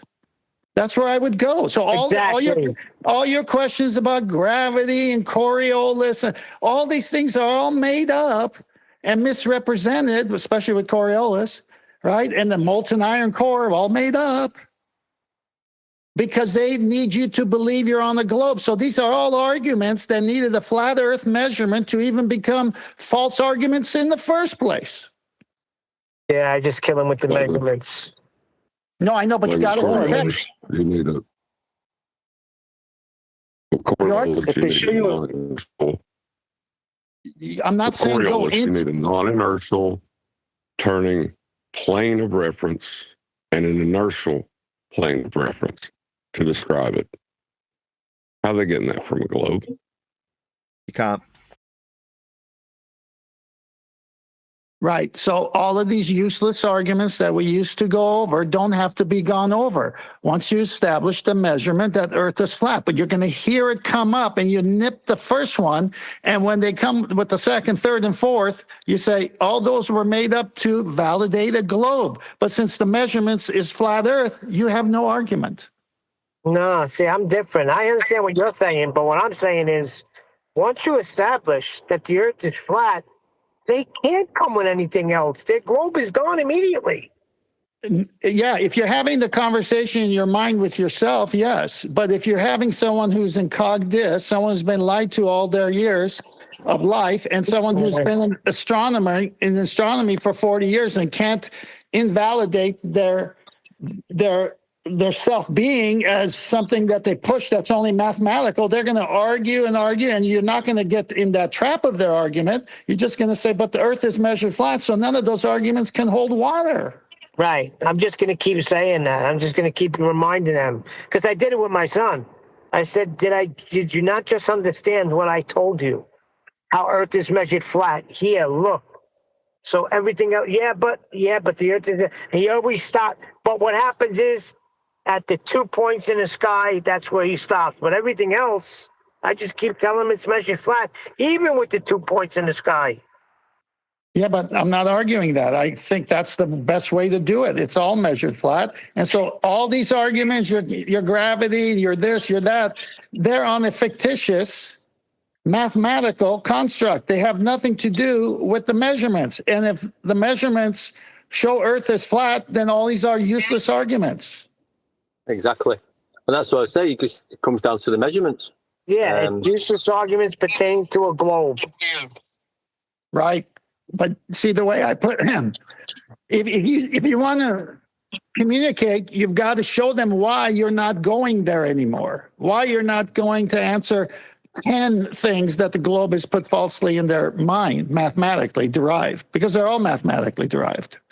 The measurements prove it's a flat earth. Once you know that, you can say, wait a minute, so then gravity is not a force? No, not. And now it's not fourth dimension time? No. It's not space bending? No. None of that matters when the earth is measured flat, does it now? Yeah, because you need all of that stuff for a globe. And I just established in my first sentence with you, and you agreed about the measurements. So everything you're coming to pertains to a globe that you have now, with me, proven can't be real if it's measured flat. Amen. So you start off your argument, so to speak, or your discussion, any way you want to put it, with that sentiment. You be offensive. You say, I could show you gravity, Earth, molten iron core, outer space. All this is mathematically derived because the Earth is measured flat. They're not real. So you kick it off the shelf immediately. That's not too bad. I like that. Yeah, because you said it before they could say it. So now So you're opening with it. I got you. Oh, yeah, because now you're saying this is how they fooled you. They put a pail of water with water in it and said, what was that? Gravity. You didn't notice the sides of the pail holding the water in? I mean, are you kidding me? Look, all these things are lies to put you in the mathematical belief of a globe, but the earth is measured flat. And when I show you that, you won't be bringing up any of these arguments anymore. Pause for a sec. Sorry, One Deck keeps trying to get in and he's causing a bit of feedback every time he tries to get in. Go ahead, One Deck. What did you want to add?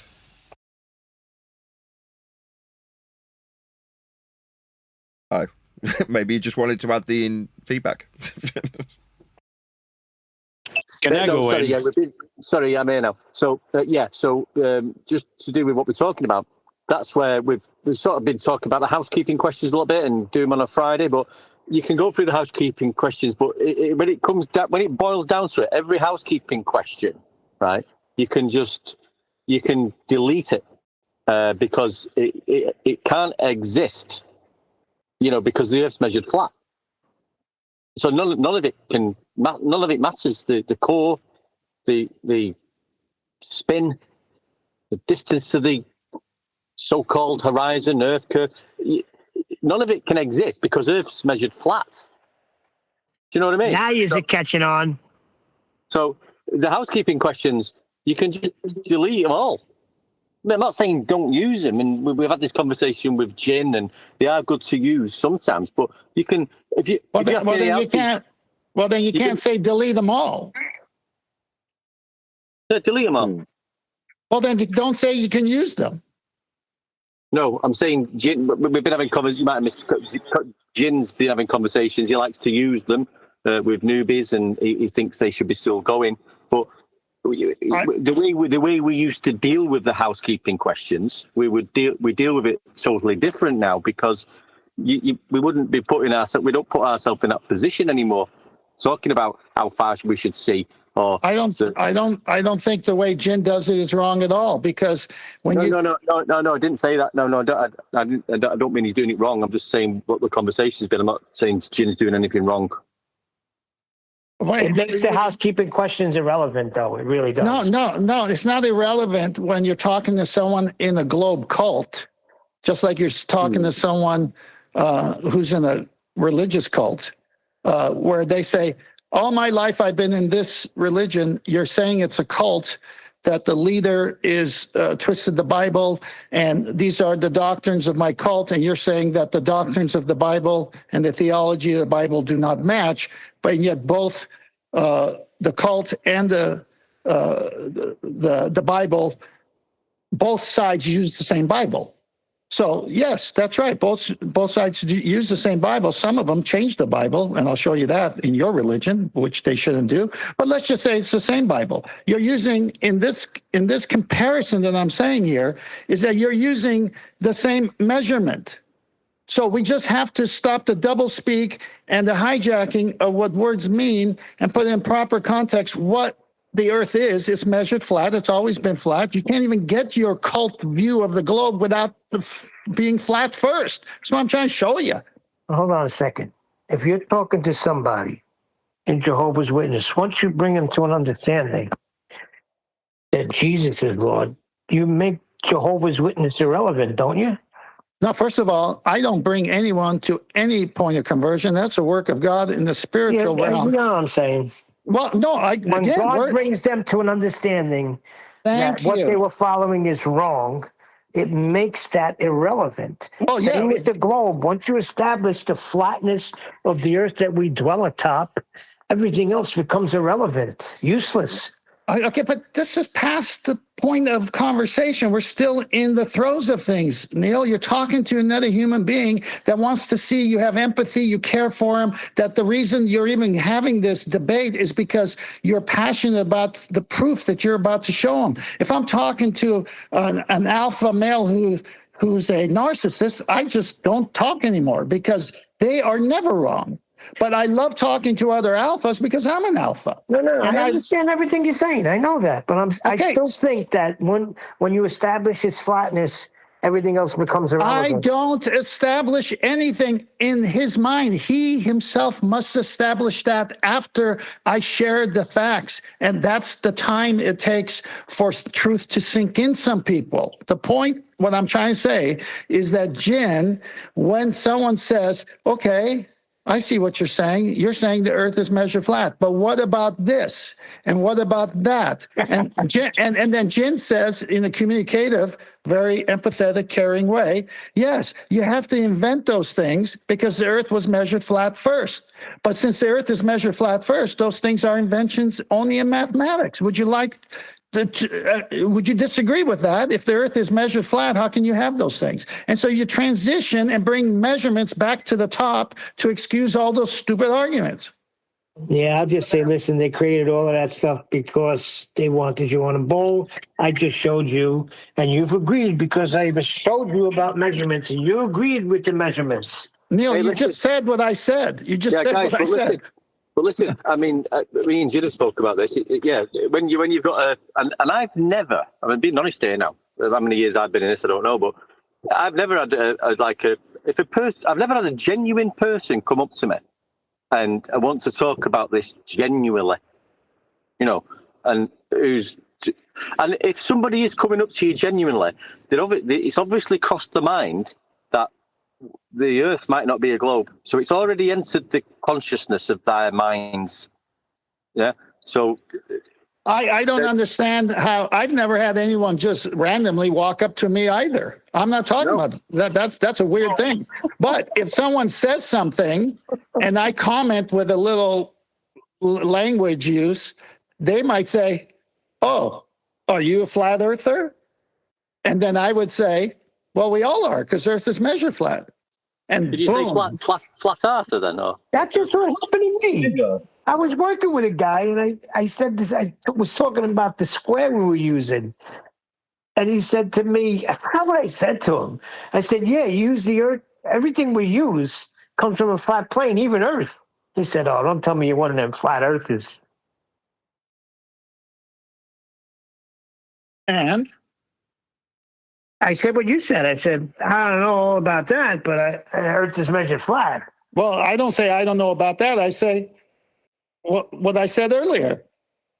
We're all flat earthers because everyone's a flat earther because the Earth is measured flat. Yeah, same thing.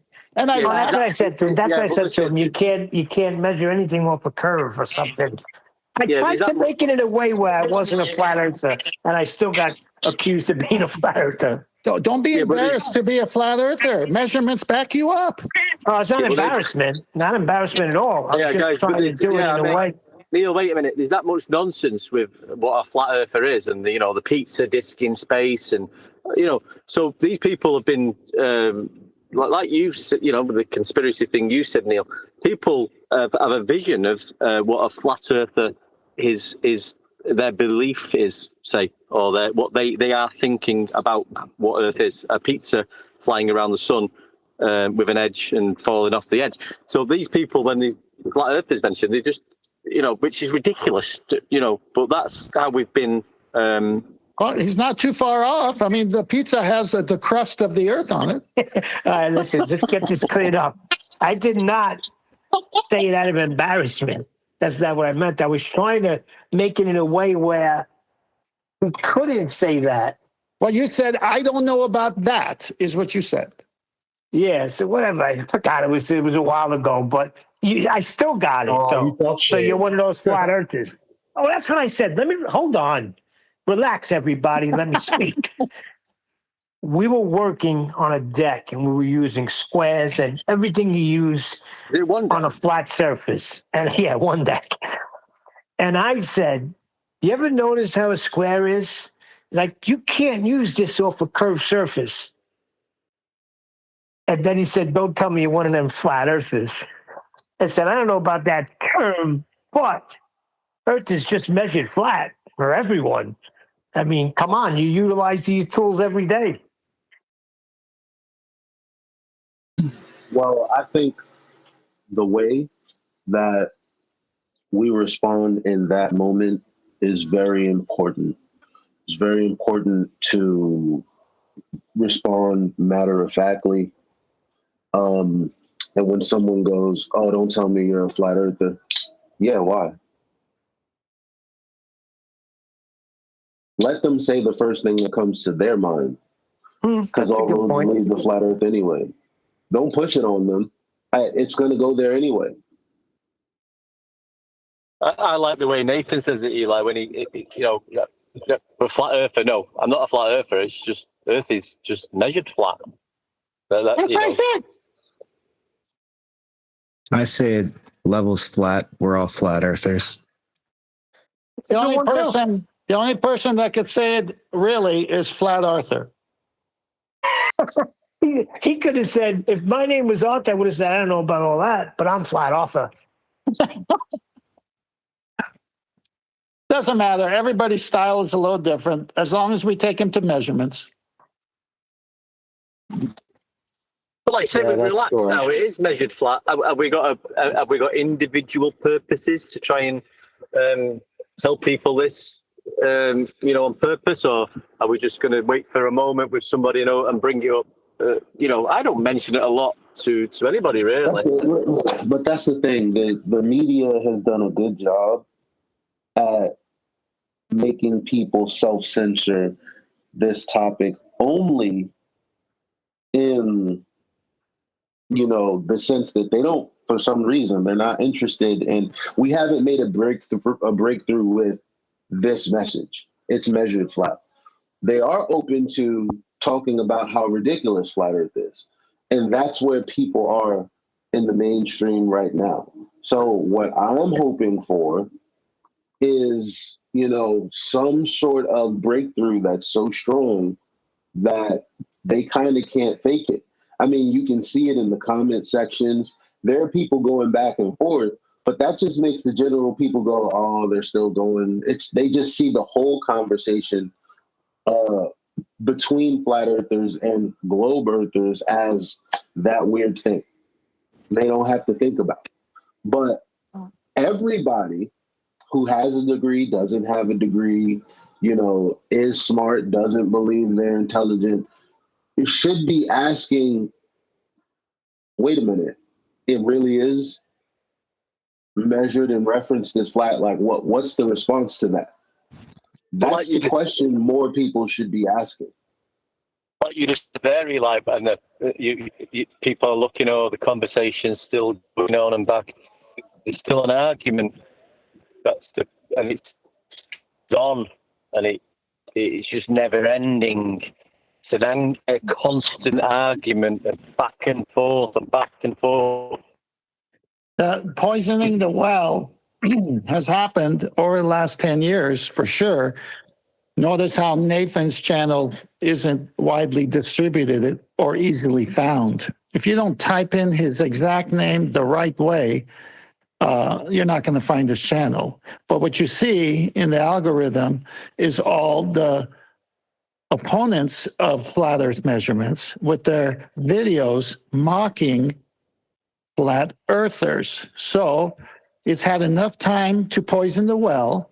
So when somebody who normally is surfing the web would never see anything like this, has probably run across it and seen the mocking videos, how stupid flat earthers are, all these things that you can scroll now and see the titles, right? Okay, so now here comes the truth. You meet this person and you do what Neil said with the tool that's being used. And that guy responds heuristically, subconsciously, without even thinking, because it's already been implanted. Don't tell me you're one of these flat earthers. It just came out so quick. He didn't even think about it. It just, boom, it's already there. The seed has been planted. Well, hang on, I'm not done. I'm not done. Thank you. So, yes, I know how you feel. I felt the same way until I researched it and found out the measurements for Earth are all flat. We're not on a globe. But I know how you feel. I saw those same videos. It's amazing. And then I shut up to see, wait a minute, you felt this way? You felt and found great sales. Every salesman learns this. I know how you feel. I felt the same way, but you know what I found out? You parse those words and you say, I was like you. I was like John Refractive was making fun of flat earthers before he became one.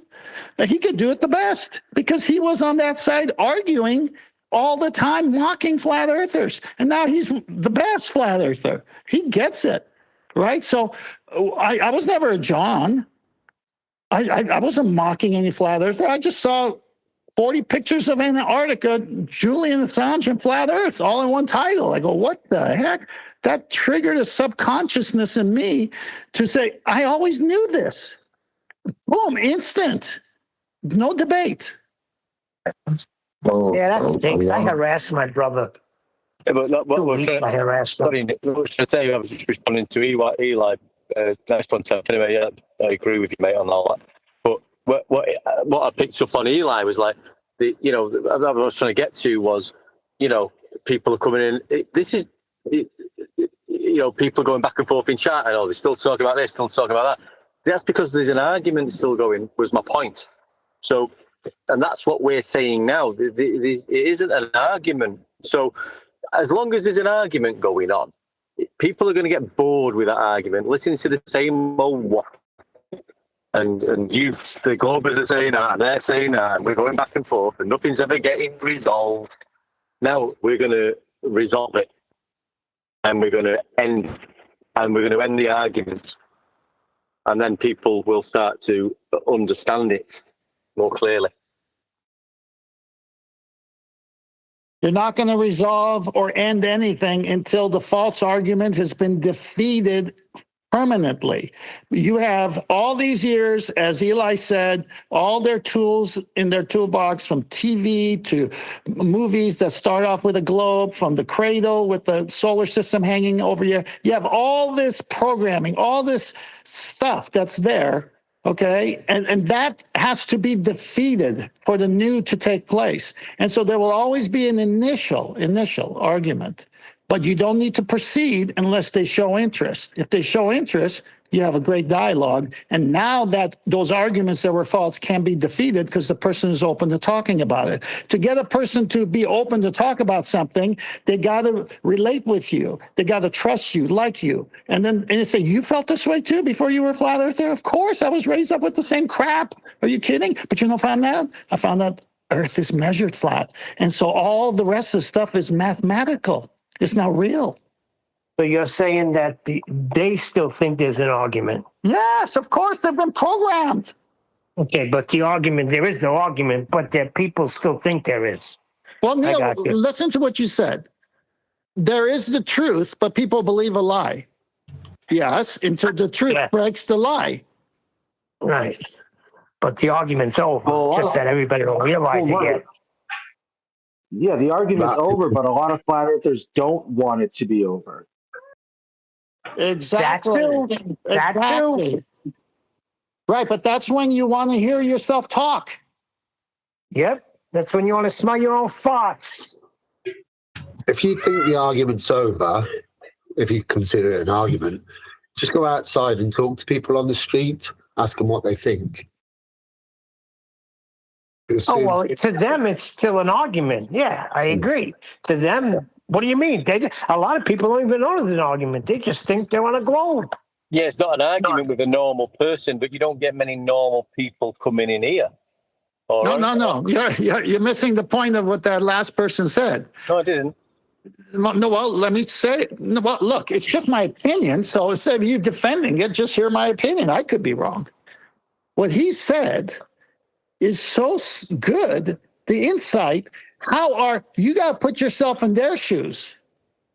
They think your argument is over. They don't have an argument. They're in the world that they believe is round and spinning and all that goes with that. And when they hear you go against the consensus, they are saying you're stupid, you're this, you're that. They don't even look at it that they have an argument against you because you're so low on the level of consciousness to say stupid things like that. They don't feel they have an argument with you. Yeah, we can't deny that. Everybody like me that just Earth is measured flat, we cannot deny what that man just said. No, I know what you mean, sir, but I wasn't maybe crosswise there. But what I'm saying is, the everyday Joe, like I've got a couple of mates, I've given examples before, they're Globers, not in this arena, they're not bothered. They're not arguing about anything, but I've had conversations with them and I can see how they just like are sticking to their belief system. And when I explain things, they can't understand it. And the conversation just sort of ends in the end, but they're not in here arguing about anything. They're just normal people with a job and a family and going about their own business.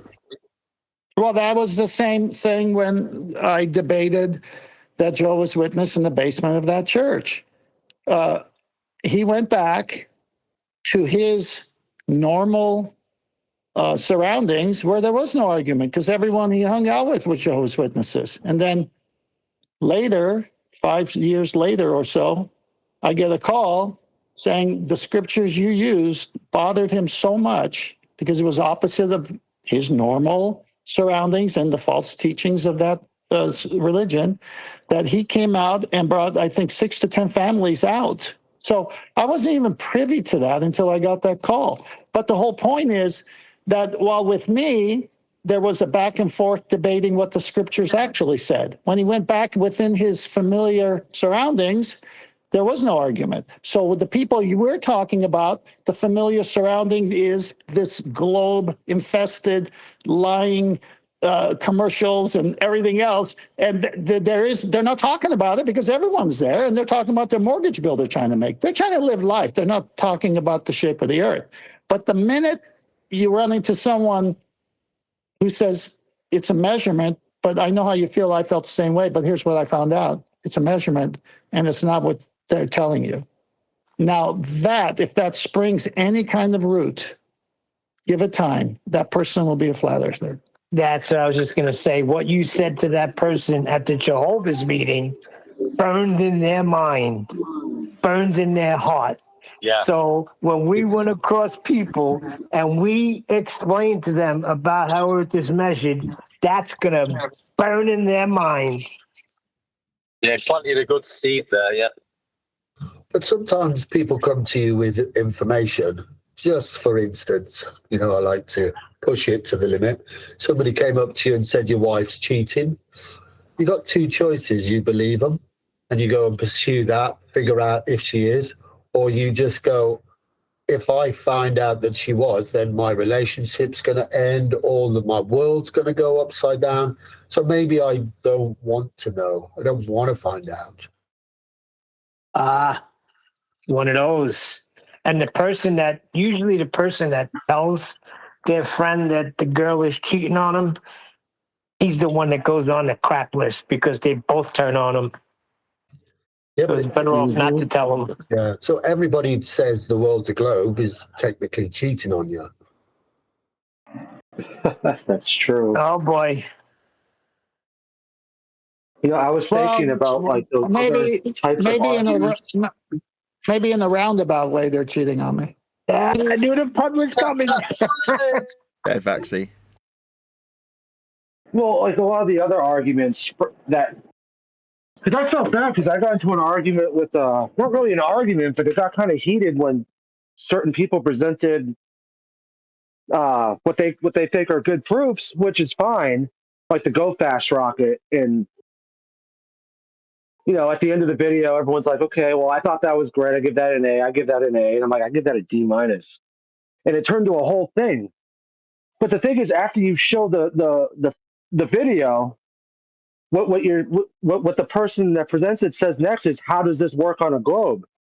And it's like, I see. Now I'm losing my words. But like once you say, like, once you put that question towards the person that you just showed the video to, all that's doing to them is gonna, like, all they're gonna do next is gonna go try to figure out how it does work on a globe, and it just goes off from there.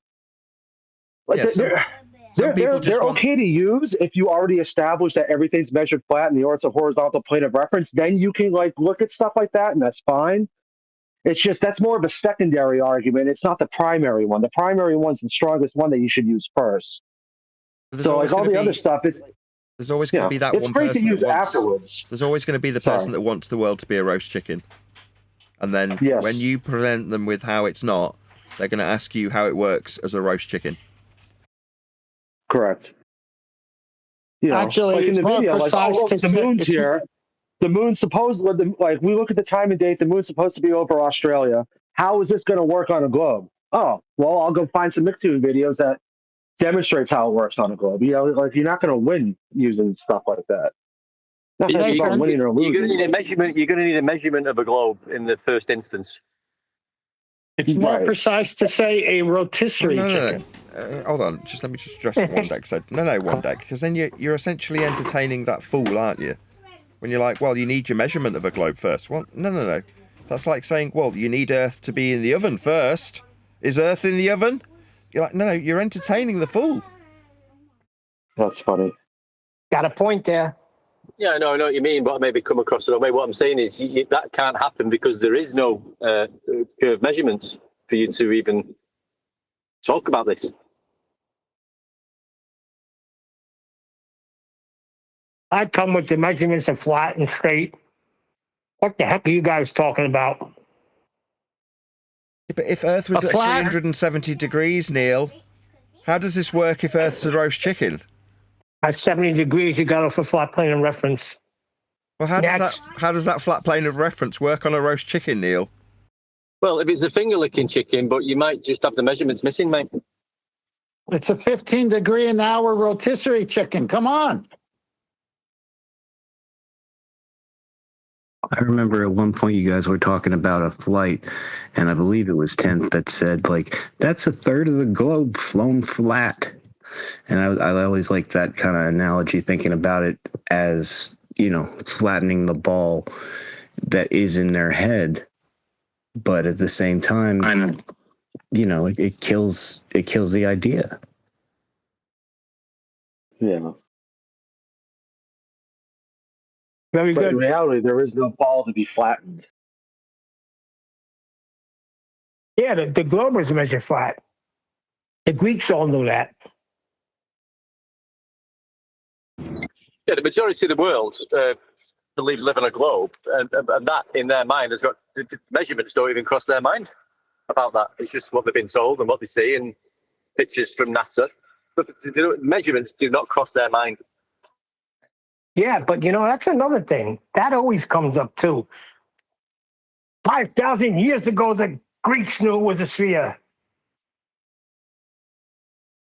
They like to say, you don't understand scale, and you got to make it bigger. You got to think, of course, it's going to be flat, at local level, but then you got to think at the same time, their globe in the math or whatever is only about 8,000 miles wide. So that would at some scale start to show somewhere. That's exactly what Dave White said. Well, it could just be a really big ball. Stupid. I mean, it could be a really big roast chicken or a turkey. Or a roasted ostrich. Or we could have two poles.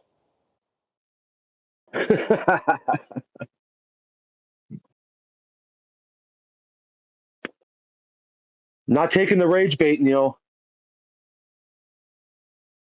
No, Neil's right. If the measurement was taken in Poland, you would have 2 poles. The measurement was taken in Poland, it'd be wrong. But do the poles have red and white stripes on them? The table, then, what's the best? What would you present to anybody who's asking you how Earth is measured flat? What example would you give? Latitude.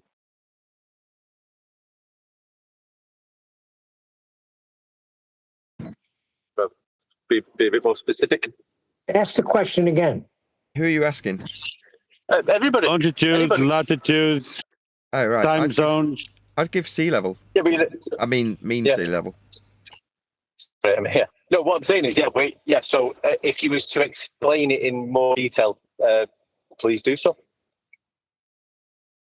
You're just saying words at the moment, everybody. Starting with sea level. But go on then. What's that got to do with flat Earth? Well, you're taking an average of planes to give you an overall reference for the entire world that is level. The clue's in the title. Sea level.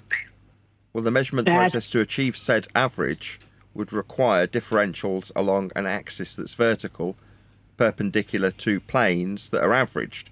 So in order to get sea level as an average, you need to measure Earth flat. And in order to apply it to Earth for all the heights and depths of valleys and mountains, etc., you need to reference Earth as a horizontal plane utilising that measured average. So to expand and expound on sea level as a flat Earth measurement is incredibly easy. To measure it and average it, Earth must be flat. It must obey the axiomatic principles of level for the surface to be applicable to the average of the sea. I thank you. Nah, that's just a point on a datum. No, levels aren't points. To have an average for sea level, that's not a single point. You can't have a single point be a level. It's a line. Two-dimensional in terms of the level that is averaged on a vertical, therefore giving you an average for the overall level of the sea. That's not a single point. That's absurd. Did you get that? That's absurd, right? Neil, a datum is mathematical. It's not measurement. You get all of that?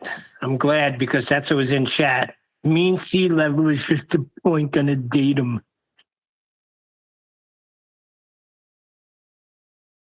Yeah, I've got the triangles going on about that to me today. Yeah, the Bevites too. The Bevites say the same thing. The clue's in the title. Yeah, but like you say, Nathan, I think it's important that, we're saying all this, but we need to be able to give a precise description and examples of how Earth is measured flat. Yeah, latitude. Yeah, I heard people say latitude. Can't just say the word latitude. You have to explain how it's measured, what we're using to measure it. Go into a bit of detail. Elevation angle measurements to Polaris, decreasing at 1 degree for every 60 nautical or 69 statute miles. As you back away from Polaris, the angle of measurement with respect to the horizontal plane of Earth's surface decreases to that value as you back away from it. So as the star drops, you will back away 1 degree of its drop for 69 statute miles travelled. That forms areas of equal elevation that we can plot onto maps, and we call those circles of equal elevation the latitude lines. Yeah, I like the latitude. Sorry, the one deck. May I? Yeah, go. Points are just the start of a measurement. Am I wrong? I don't know what you mean. Points like, okay, if I say I'm at this point, then and I'm trying to measure, then a point is just the start of my measurement, and I'm looking to another point. And both of those points are going to be horizontal. No, because if you're going to describe latitude as if that was the last one, then you wouldn't start describing it as you are at a point. You'd say that you are at the vertex of the two lines that will form the measurement. Yes.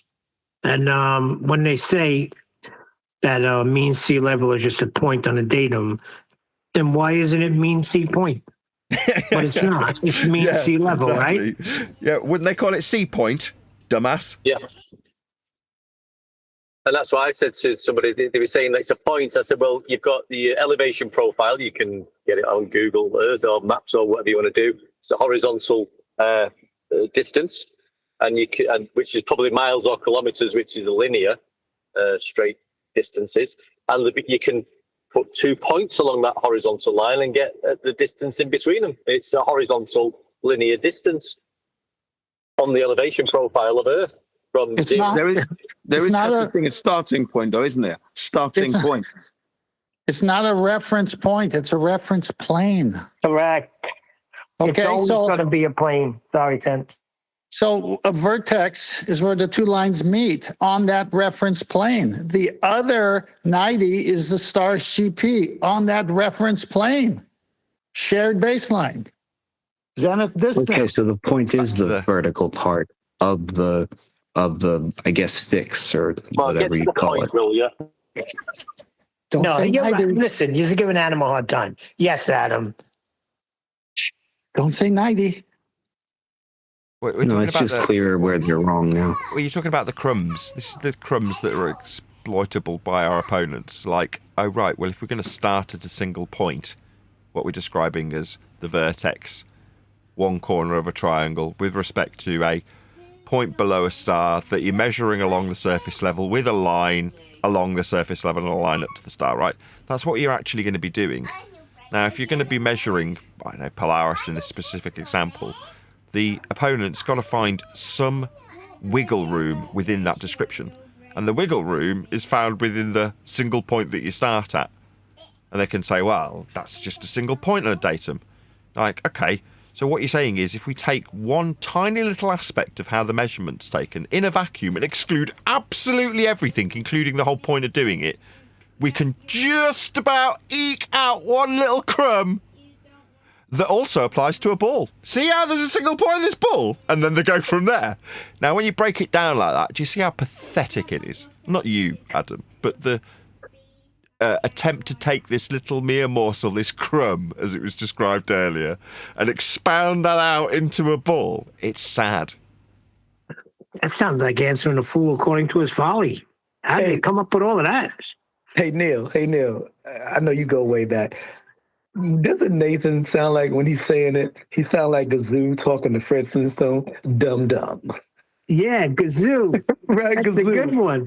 On Flintstone, dumb. Do you know who Gazoo is, Nathan? You should end it with that. Every time I'm an he makes a 80s point child, like that. so I've got a vague recollection of people talking about it that were older than me. Well, it's interesting because Gazoo, if you think about it, the Flintstones were prehistoric with all the dinosaurs and stuff, and Gazoo was a Martian from outer space that was highly intelligent. Mm-hmm. And he would explain things to Fred like, he'll say, dumb. Like, you should know that, dumb. You should end all your statements with dumb.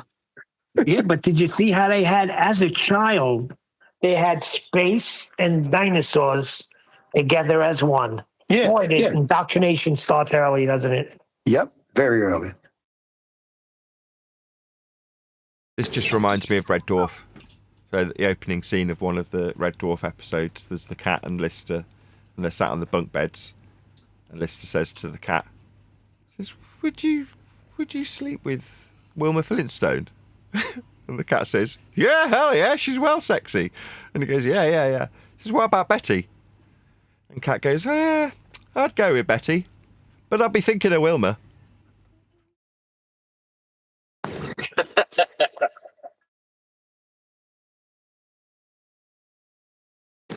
I prefer Jessica Rabbit. Everybody likes Jessica Rabbit. Yeah, Jessica can get it.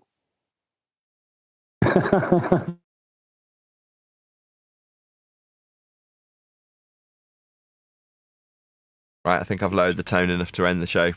So with that, I'm going to say another huge, massive, enormous thank you to both Discord and G+ panels for making today's after show possible. And of course, a massive thank you to all of you for liking, commenting, sharing, subscribing, joining as a Nathan Oakley 1980 channel member, and all that good stuff. I've been Nathan Oakley, and I will see you all in the next video. Google Maps is flat, it presents elevation profiles like that. I'm a spitting flat earth king. Sentence has a ring, doing my own thing. If earth was a big roast chicken, factually finger licking chicken. We just got the measurements missing. I'm spitting eggs and begs, begging the question lesson. I've said it before, time after time. I'm the spitting flat earth king of rhyme.